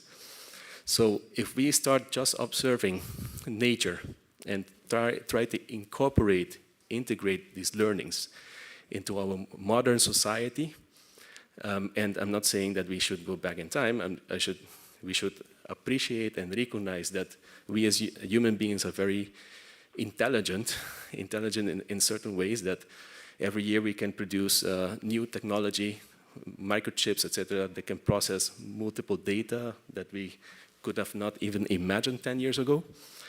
But that same collective intelligence, we could also apply it in start scrutinizing why we extract certain materials, why we extract certain combination of chemicals and substances to produce our advanced technologies. For instance, yes, we do need ICT, we do need renewable energy technology, we do need all these types of inventions that we've come about developing. But one missing piece of all this is that we've never really thought about intentionally designing all the technologies that we use nowadays to be in harmony or compatible with the idea of having to reintegrate them back into our surroundings. So the point here is that if we start thinking about intentionally designing things for the future, and that includes cities, like buildings, whatever vehicle we're going to use to bring us from A to B, any other services and infrastructure we imagine for the future, we have to start thinking about intentionally designing it for the circularity. And there, I mean, you have to recognize that Some materials are very easy to disintegrate and biodegrade, so that those are most inputs that would fit the biological cycle that is very comparable to the ecological system. But at the same time, we have to recognize that our chemists and human beings have been able to develop and come up with new combinations of chemicals or metals, etc., that are very unique because of our own creative invention. But what we have to make sure is that they stick and remain within closed and controlled cycles for them not to end up in an environment where it's not desirable. So there's where we have to invent and try to close material loops in a controlled manner to prevent that they end up contaminating areas that are where they're not supposed to end up. So those are considered like nutrients for the technological cycle. So imagine the future where we start thinking about, when we start thinking about geographical planning, physical planning, imagine how it would be if we could revisit all the materials that we use and extract and try to implement them in a cohesive way and design them for their ability to be dismantled or decomposed after its use. So imagine a building, 50 years from now, you design it in such a way that after 50 years you can dismantle the building into pieces, recuperate the metal, the wood, whatever it is composed of, and without it losing its economic value and functionality. So with other words, you're converting it back into a basic input, raw material. And if you do that, you even can start playing with the tendencies for the future, like the volatility of markets. And imagine this thinking at a national level, from a national security perspective. You don't have to continuously extract resources from elsewhere. You have it already in your control, because the building can serve as a materials bank for the future. And even from some years from now, maybe the copper or the aluminum or whatever it is made of is going to increase in price, in value, which means that instead of demolishing a building and it represents a cost for you, it might actually become an assets management approach or project, which makes it even less costly over the life cycle of the building. So those are just ideas to put on the table, and let's see how the conversation evolves.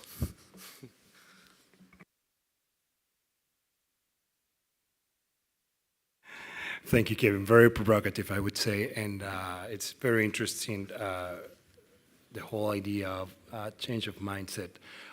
So we still have some minutes, and I would want the audience, we want to take some questions from you before we do the wrap-up. There's going to be, I think, a microphone, and you could just raise your hand, and hopefully the microphone will... it's right there. Sorry. Thank you. Good afternoon. My name is Richard Kai from the Institute of the Americas in La Jolla, California. I had a question for Kristen regarding both community-based, nature-based solutions and also circular economy. I want to know if you can highlight some specific case studies in Latin America that you can point to, because it's great to talk theoretically about nature-based solutions, but also being able to actually demonstrate communities are actually being able to show the impact so that others can model their success. And similarly for your concept of the circular economy and sort of the three spokes of that, are there places where you're seeing where the resourcing, where the open source software is being deployed, and communities are being able to benefit from that overall concept of a circular economy in their communities? Thank you for the question. I have some partial answers for you. As far as nature-based solutions, it's something that's definitely trending, and a lot of colleagues that I work with in the UN have been doing a lot, especially in Europe. But I haven't seen as much take hold or start to emerge in the Americas. That's why I was really excited to join this new project with Mexico City and UNEP and ARUP to really buckle down and take a look at what nature-based solutions would mean for a large city like Mexico City, and importantly, how they could be further financed. So if you check back with me in about 5 months, we'll have some better insights for you, or one of the colleagues on the panel might have some better information about other NBS, nature-based solution projects. As far as circular economy and using open source, we're really pushing into that heavily with our organization and our partners. We're really getting into digital, so anything to enhance that is going to make open and digital and accessible better and better all the time. Using open source city planning and development tools like the Smart Code, which is 100% free, open source, and 100% customizable. I didn't realize how powerful it is until I started working with it. I've been working almost 2 years with it, with the government of Morocco. But I think the cities in Morocco have a similar situation to a lot of cities in Latin America, and I think that there could be a lot of transfer of that information and knowledge. But we're baking into the actions and indicators specific circular activities and economic proposals. And one of the ones I'm really interested in is, in Morocco is industrial hemp. That is just recently been allowed in Morocco. They haven't tested it for industrial purposes, but we're talking with the real estate developer there and the government about building some of the buildings there with Moroccan industrial hemp that would shift and maybe like address a serious issue that they have there with the illegal, hemp and hashish trade that's happening there, to kind of shift it over to something else that would be part of a circular economy. But the Smart Code has not been tropicalized yet for Latin America. The Smart Code is definitely been used in some places in Latin America. It's was first developed maybe 15 years ago by the Congress for the New Urbanism, and I do believe that they have one of the versions in Spanish language. We've redone it in French because we're working with Morocco, but I do think it's really highly valuable and interesting, and it can be adapted, 100% adaptable and open. So I really recommend it. If I could just offer also an example from LA on the nature-based solutions question. So a couple of years ago, Los Angeles voted sort of a vote of the people on what's called the Safe Clean Water Act. And it was really to address both the twin needs of water quality and water supply through nature-based solutions.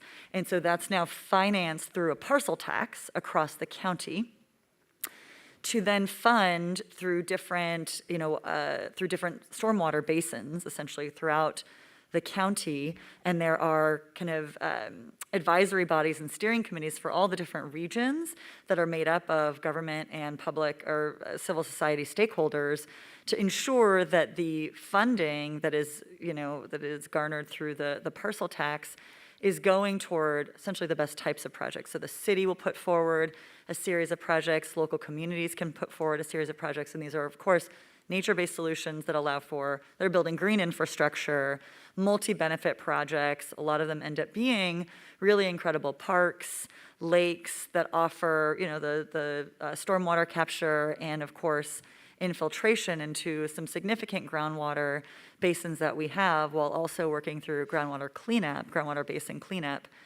and looking at, in particular, really that multi-benefit, where are those, where are those projects being built? How are we addressing things like, of course, community beautification, greening, shade, with at the same time ensuring that sort of forward-facing is water quality and water supply.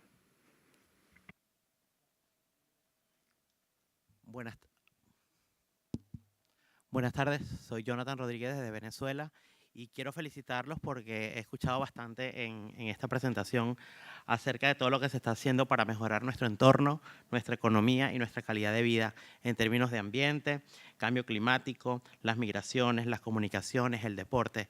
Pero uno de los temas de esta ponencia, de esta sesión, hablaba de inclusión.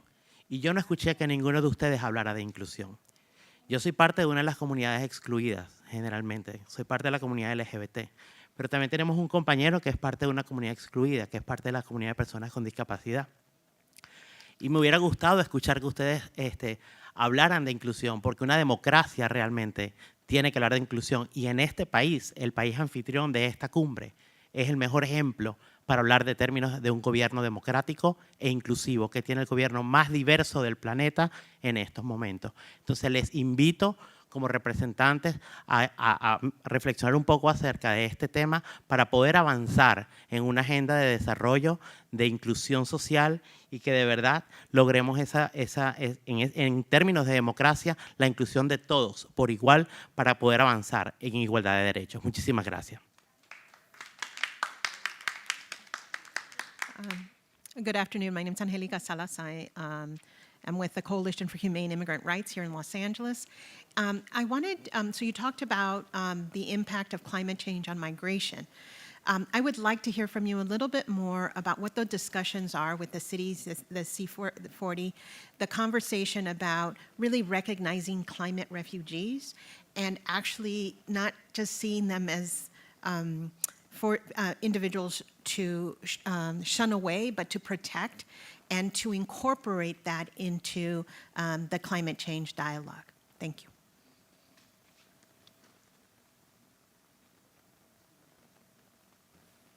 Thank you very much, and apologies if the concept of inclusion wasn't highlighted. Sorry, would you like to please carry on? We take notes that the questions and then we can answer, no problem. Sorry? We can take the questions and then we can answer, no? We'd like, okay. No, I still have to take a picture, that's all. So I just have to, that's all. Sorry. Migration is one of the most complex subjects that all the cities and all the countries are going to face in the future because of climate change. And migration doesn't have any specific brand or gender or anything behind. It's not that selective. It's going to affect many people. But of course, the most vulnerable people are going to be the worst off along all this process. So C40 has been working in migration with mayors because the figures are very, very complicated. Around 30 million people have been displaced by 2020, and we are talking about climate change. About 70% of these people have been displaced even inside urban areas, and this needs to be tackled by mayors. Mayors need to offer shelter, offer food, offer education, offer health, of course, to these people. And we foresee that in 2050, around 260 million people are going to be displaced. So migration is not just a problem of a border or something like that. Migration connected to climate change is generating people that needs full attention from all the governments, including and mainly local governments. So for that purpose, we have gathered together the C40 Mayors Migration Council, and within this council, we have structured a task force that composed of 9 mayors are offering recommendations to C40 and to other mayors. But we are in a very early stage, and we don't have too many tools to handle the problem inside. But when we start actually with the local problems, we find out that there are climate change connections with problems, local problems, like, for instance, landslides or flooding that is moving away people, and we need to tackle that as soon as possible. So for that purpose, most of the actions, and I want to say this once, but adaptation is not receiving enough attention. It's not being taken into consideration because it's not an interesting business for some of the parties, investors, business people and the like. So we need the mayors and the cities to generate enough funding for that purpose, but we need also external funding. And it's very interesting to highlight the fact that the government of the US is already putting in motion one interesting program that is called Prepare. And Prepare has connections with Latin America, and it's going to be approved actually by the Congress. And we expect to have this program connected with the US for climate change purposes, for adaptation and resilience. And we need to work with all kinds of people, with everyone, and no one can be left behind. I don't want to get into more details, but this is something that we're working and we're facing, and it's a serious problem, especially now for areas where people live near the sea level, and they are going to need to move somewhere else because sea level is rising. Buenas tardes. Regulo Lugo. Sorry. Would you mind if I just have one intervention? I don't speak Spanish, but I actually did want to respond to your comment about inclusion, which I didn't quite understand all of what you said, but I think that some of these upcoming opportunities, like open source, will really open more opportunities for inclusion. Because the way that our capitalist system works typically now is that, some people come up with some IP and then they create a moat around that and nobody else can use it. But with open source and opening more of these different ideas and designs and business plans, it will give more inclusion to more people to benefit from it and create their own opportunities from that. Also, the idea of these nature-based solutions that come from something like a community garden, that is a place where anybody in the neighborhood can be included in a nature-based solution that benefits the city overall in cooling down the city, dealing with flooding or increasing biodiversity. But for the example of Mexico City, what they want to do is try to include more people in the local market, the local food system, so that food that is grown by the community members of the community gardens, they can then sell at local markets. So that's another way that I feel is important that civil society groups advocate for. Like, we want to be part of nature-based solutions. We want to be part of new businesses through more open source. And the idea of reshoring, or making things again closer to where people live, but in what I would like to see is green reshoring, like bring it back, but not with all the pollution, and that's possible now because we have a lot more, advancements in our technologies. Thank you. Sorry to interrupt the flow. No problem. Regulo Lugo, Venezuela, representante de la organización Gente de Soluciones, profesor universitario. Por supuesto, ciudades sustentables o sostenibles y el futuro de las ciudades es importante desde el punto de vista que la migración hacia países o particularmente ciudades afecta mucho todo lo que son los servicios. Por supuesto, movilidad, excelente, y por supuesto otros temas. En este caso, mi pregunta va enfocada hacia el agua potable como insumo, que es un derecho básico para la humanidad, y cómo el agua ha venido cada vez degradándose, o el suministro de agua ha venido degradándose en las ciudades. Hablo particularmente en Venezuela. ¿Qué hemos podido estudiar? ¿Cuáles son los vectores en los cuales podemos incorporarnos para poder ayudar y trabajar en ese tema? Ya nosotros lo estamos haciendo, pero hago la pregunta en este escenario, este importante escenario. Gracias. I'm probably going to take this one, given that for a multilateral development bank. So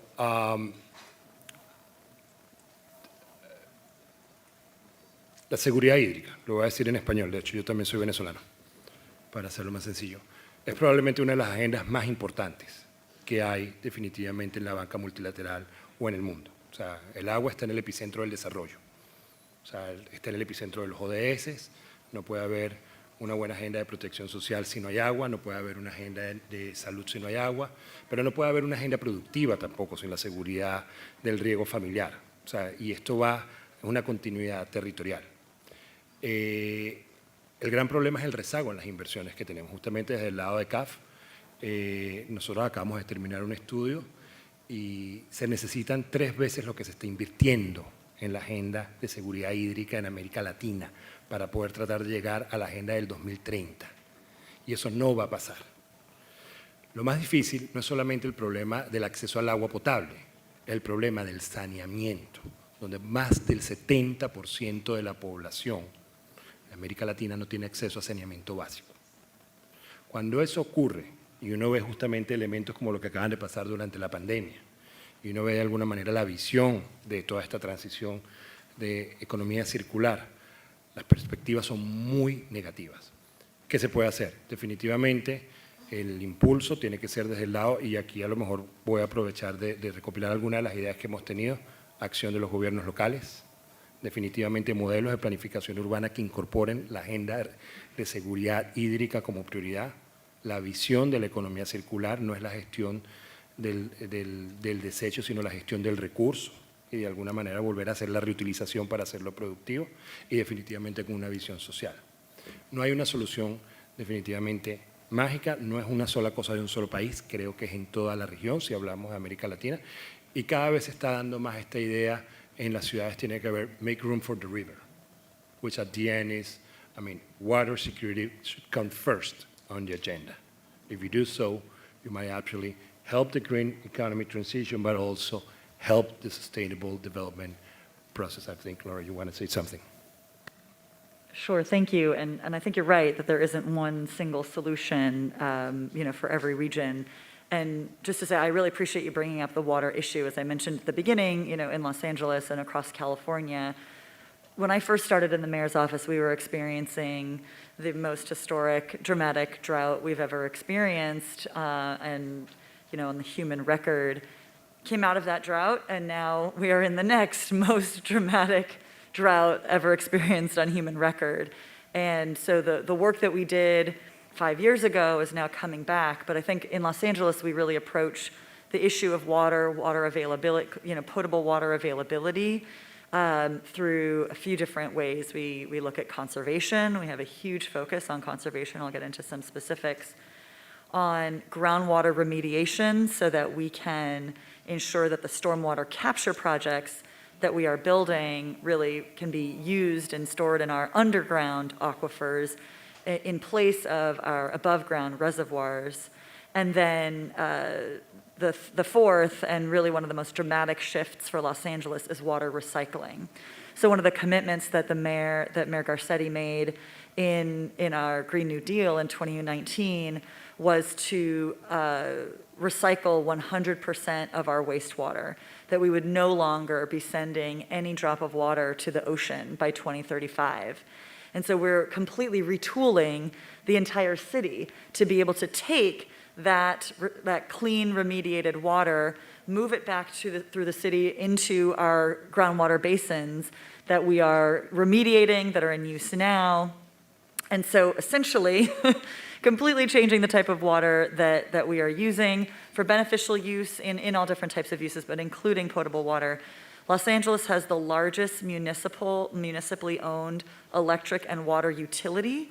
So it's a partnership between our water utility that is delivering clean drinking water to Angelenos, alongside our sanitation department that is, of course, taking the used water and then recycling it and bringing it back into the drinking water system. And so it is this closed circular economy for water, combined with unprecedented levels of conservation and water efficiency.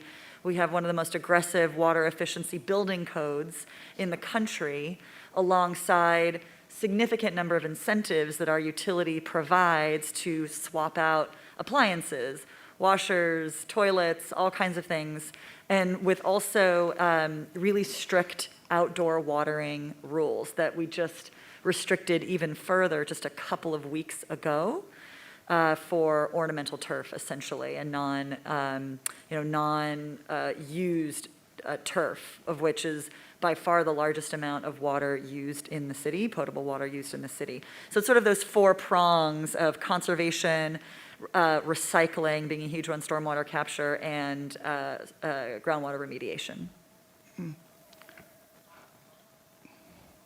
Thank you, and I want to congratulate Los Angeles because that is closing the cycle. This is what we need, and we have been fostering these kind of examples throughout cities around the world. And one interesting example coming similar to Los Angeles is in Singapore.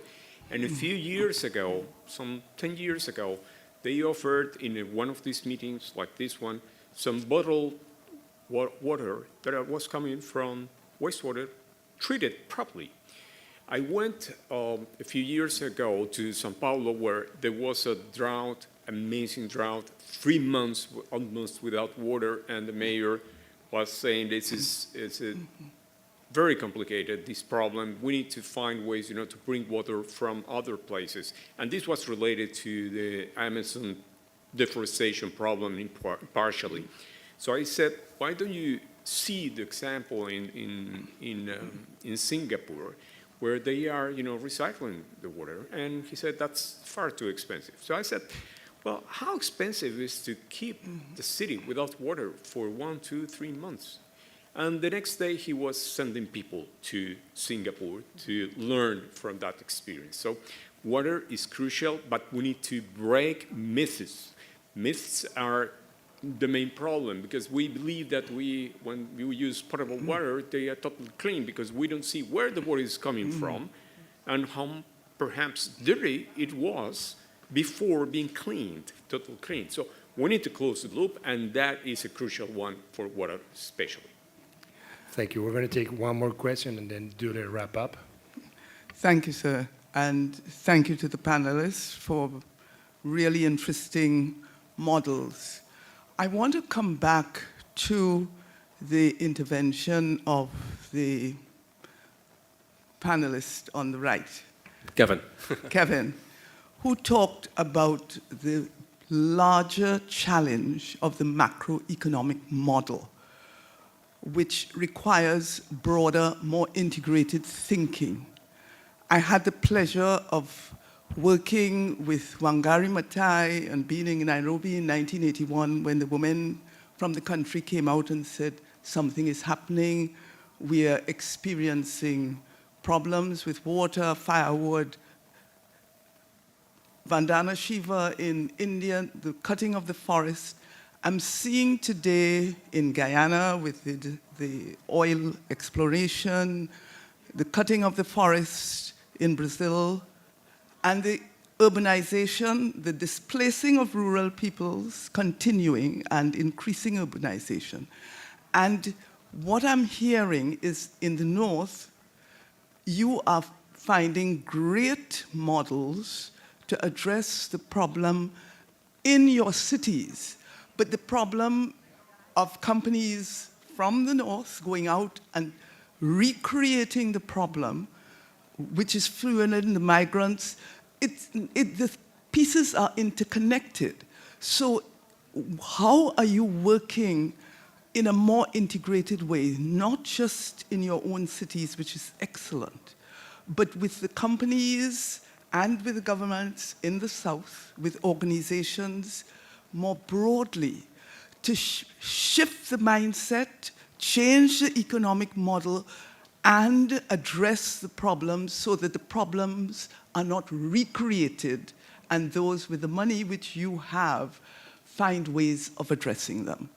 Thank you. If I may, Angel.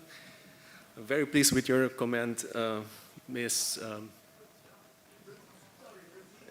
Rosina.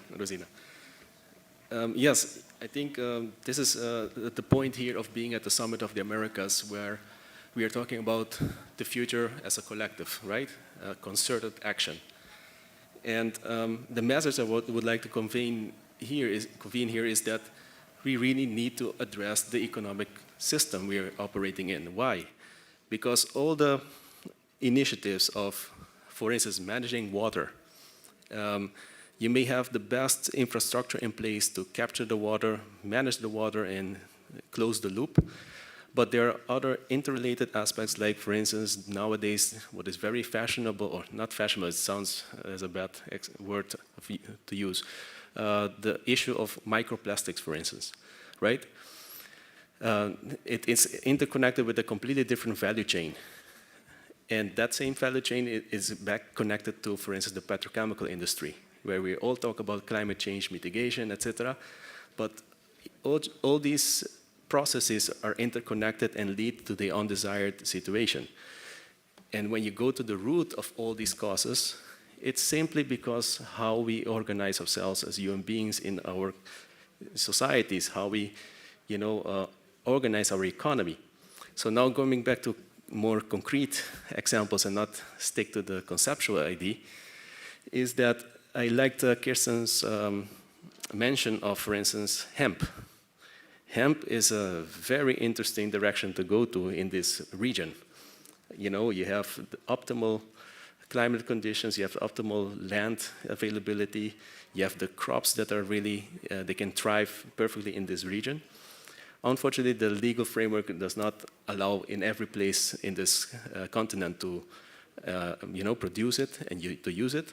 But imagine that is a process that is already ongoing. And hemp can be used for construction, but not only construction, also for making bioplastics, textiles, etc. And this is not rocket science. It's not that we are inventing it right now. It has already been there as a industry for decades and decades. So what I want to hint to here is that this region, if you look at the southern part of this region, what are the macroeconomic activities that we have? It's basically agriculture and extraction of minerals, natural resources. Those are commodities that go elsewhere. They go to Asia, for instance, where the US capacity has offshored its manufacturing capacity to Asia, where these minerals or materials, whatever it is, natural resources are being converted to high-tech, alta tecnología, computers, cellulars, and whatever we know nowadays. And they come back through Europe, through US, and go down back into Latin America and the Caribbean and being sold at a premium price. While it's your natural resource, right? It makes no sense if you ask me from a perspective of a citizen of this region. So the question is, why is this the case? What is the power interrelationship between the regions, the economies, etc.? And how can we make a leapfrog towards a situation where you have a real economic development process that is inclusive, because you need to include the people that are currently in the lands, in the rural areas, to gain more value for the work that they deliver, right? And not only focusing on as commodities, as food resources, etc., but combine it with technology, with innovation, with capacity, with resources to be able to leapfrog and be able to produce high quality products, technologies in this region and change the equation of dependency. And that's a big challenge. But this is what circular economy brings to you. If you understand the underlying principles behind circular economy, it's all about thinking global, acting local. You have to figure out a way how to satisfy the primary human needs first, right? And that's not only connected to security. Like I live in the country, I live in Colombia, right? 2 decades ago, you could not believe, you could not have seen the prosperity you have right now because security was a big issue. You cannot even feel comfortable of, and so after guaranteeing these basic conditions of having sufficient food supply, security, and all these other aspects, then you're in the position to really have the time to think, to reconfigure, and make the right investments that you have to make the transition possible. So again, in order to come to future sustainable cities, we have to really see things as fully integrated and not tackling things by silos. So if it's transportation, if it's energy, if it's water, whatever it is, we have to think about it from intentionally designing for the future.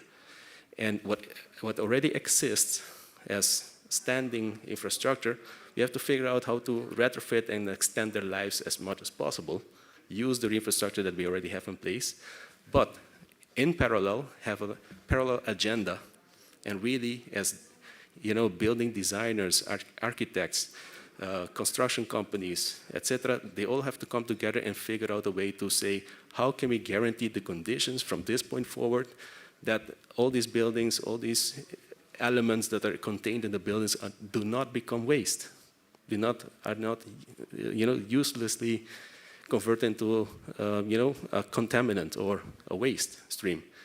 And that is the challenge we have in front of us, and we really need to put this on the Inter-American development agenda. Circular economy merits its attention. I have not seen it, not even mentioned on the official agenda.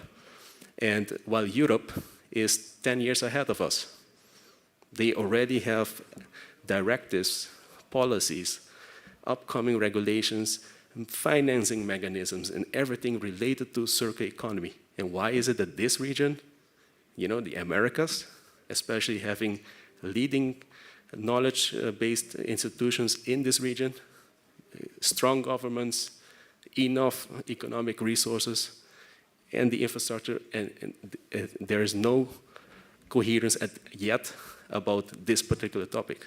It has to be placed on the agenda. Thank you.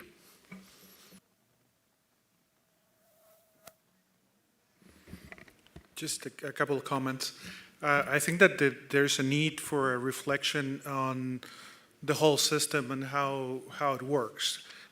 Meanwhile, I'd say that there's two issues that are important while we get there, for me. One, somebody was talking about inclusion. I think that the rural areas having access to internet, and through internet having access to education, are one of the key issues of inclusion from my perspective. Reaching communities, not for the communication, not for the, it's not an issue of a chat which has its own value, but the issue of reaching a teacher in that community and have access to training that it didn't have before. We're working in a region in Peru called Cajamarca, where we identified about 500 teacher leaders that were able to, using some material produced, were able to give training to about 14,000 teachers in different areas of the region. That is inclusion in the sense that they have improved the way they educate, and those kids have a better opportunity to integrate, and maybe they reduce the need to migrate and focus on the development of their own communities. My experience was for a small town to a bigger town for high school, to a bigger town for university, to a bigger town for master's degree. That's the way we worked. I wish that kids can have opportunities in their own towns, and their skills can be applied to their own town. And I think that that's the process we need to look at. Just want to provide a quick couple of examples, some specifics to a really great question from Los Angeles. Cities have both a lot of power and very limited power. And so we pick and choose our battles, and we try to work in the most creative ways that we can to get at these really vexing problems, because the idea of a globally connected economy and supply chains, we can address in some ways by putting, there are some sort of voluntary requirements, and then we can, where we can on compulsory requirements. I hope that the work that first is happening kind of at the EU taxonomy level on disclosures. Now the SEC here in the United States is starting to follow suit with requiring disclosures on the part of the private sector of what types of climate-related activity, what does opening up their books to their exposure related to climate should shed light on some of these issues that kind of go perhaps unnoticed when in reality, what is happening from a globally connected supply chain and globally connected, international businesses in a lot of different ways and corporations. In Los Angeles, where we think the opportunities for direct influence come in a few different ways. Certainly I mentioned supply chain. So in terms of sustainable procurement and what kinds of procurement requirements or procurement metrics we have for how government spends its money related to greenhouse gas exposure and everything else that relates to that because of where products might be coming from, and how to address Los Angeles won't want some type of product if it looks like XYZ through its supply chain. Similarly, so an example of that is a policy that we adopted called Buy Clean California. It was a law set at the state level in the state of California. We adopted it, the first city to adopt it locally, which talks about the greenhouse gas impact of construction materials. So, requiring disclosure of certain types of construction materials and saying, we will only use certain types of materials of a certain standard. So that's an example of a standard that we're setting in the supply chain. Similarly, we've adopted and have been actually recognized by the UN for our good food purchasing policy. So food, the supply chain impacts of our food sources can be incredibly damaging or positive. And so, we have in place a purchasing policy for food that looks at all aspects of of environmental and social impacts of the food that we purchase through, everything, if you think about the senior centers that we run, our parks, it's a significant, potential market signal that we're trying to send on that particular point. Then as it relates to something like, price signals, you said changing the nature of global economy. So at the Port of Los Angeles, we own and operate the busiest port in the Western Hemisphere, the Port of Los Angeles. And we have just put in a price on every truck coming in and out of the port, no matter how many times, they have to pay a fee if they are not a zero-emission truck. And I'll tell you, there aren't a lot of zero-emission trucks coming through the Port of Los Angeles or any port in the world right now. And so this is a major price signal saying this is the expectation we have of the global economy coming through the Port of Los Angeles and its neighboring port, the Port of Long Beach. And C40 is an example of an organization where, okay, that's one city, but we can actually collaborate with cities all over the world to scale those types of solutions where hopefully then we can start to make much more of a global dent. Do you want to say something, Manuel? Yeah, very quickly. And we need to be aware of the fact that when some institutions or corporations are talking about working on environmental subjects and the like, we need to be very careful about greenwashing. And we are very careful about that, and we measure whatever they are talking about.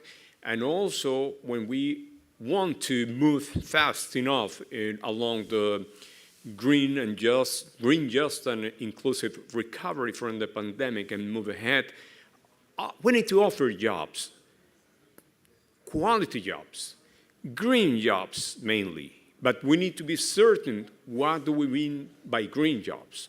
And one interesting example is that the transition towards zero-emission buses has created in Bogota 3,500 new jobs, contrary to what everyone was thinking. And now we are working with women, 450 drivers, first in the world, that we are going to prepare 450 drivers to drive 195 electric buses. Those are green jobs, but we need to be very careful about what we mean about in terms of low impact or emission reductions or the like.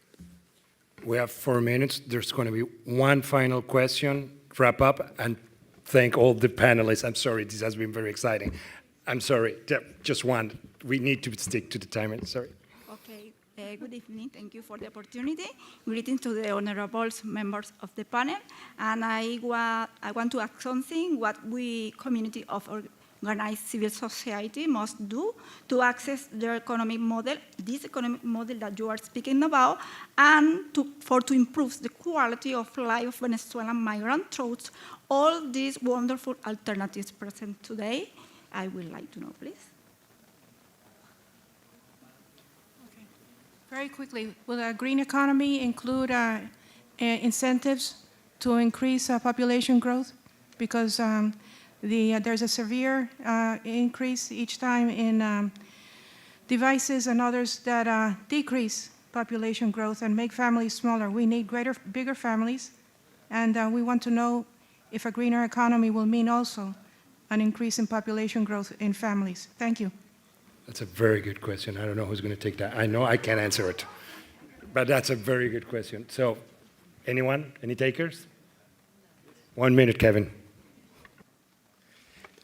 This is a very challenging question, actually. The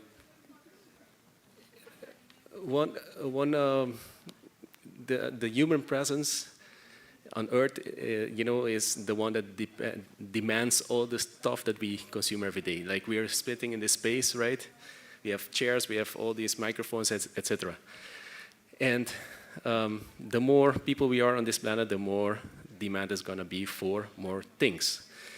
And the premise behind the circular economy is that you shouldn't be worried about the efficiency behind the processes, but you should worry about the effectiveness of it or the impact it generates.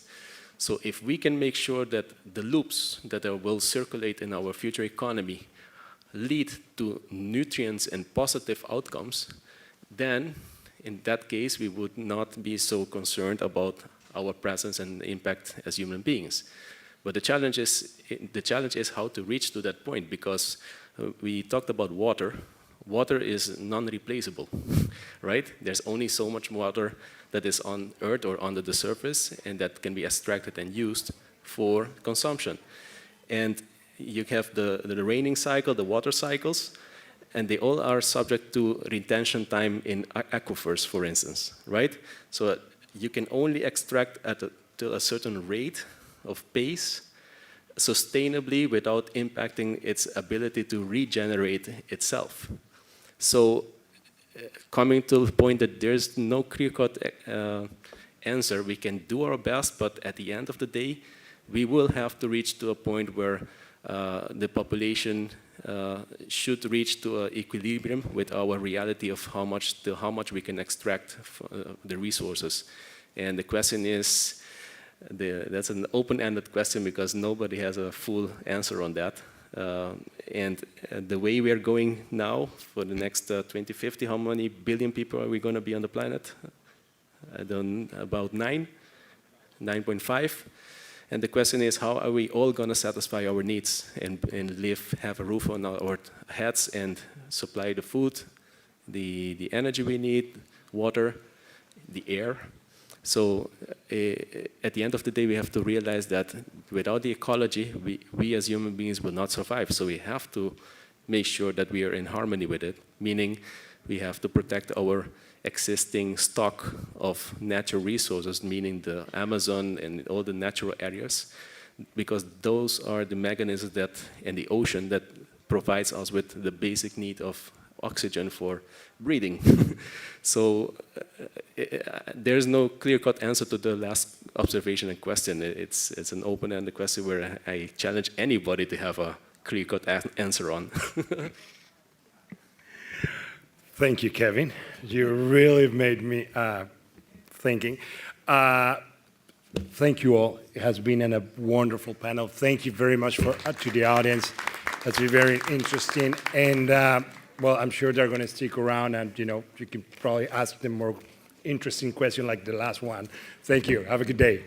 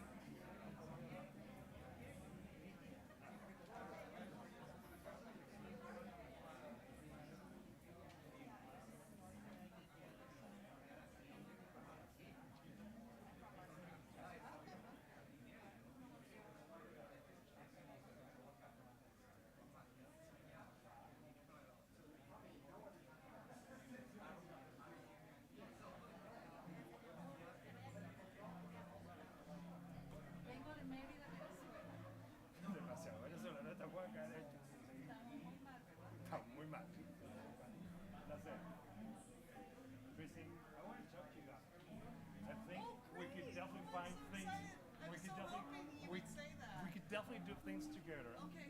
We are going through a major restructuring and CAP, and we have just launched the urban development unit, which is the one I lead. And there are very good things we're doing. I want to hear. I have your phone here. I have your number on the WhatsApp group we have, and I'll send you my details and we can talk. That's perfect. We're going to get some sleep. I need to get some food. I haven't had some breakfast yet. Bye. Chao, un placer. Es que acabo de llegar a Argentina.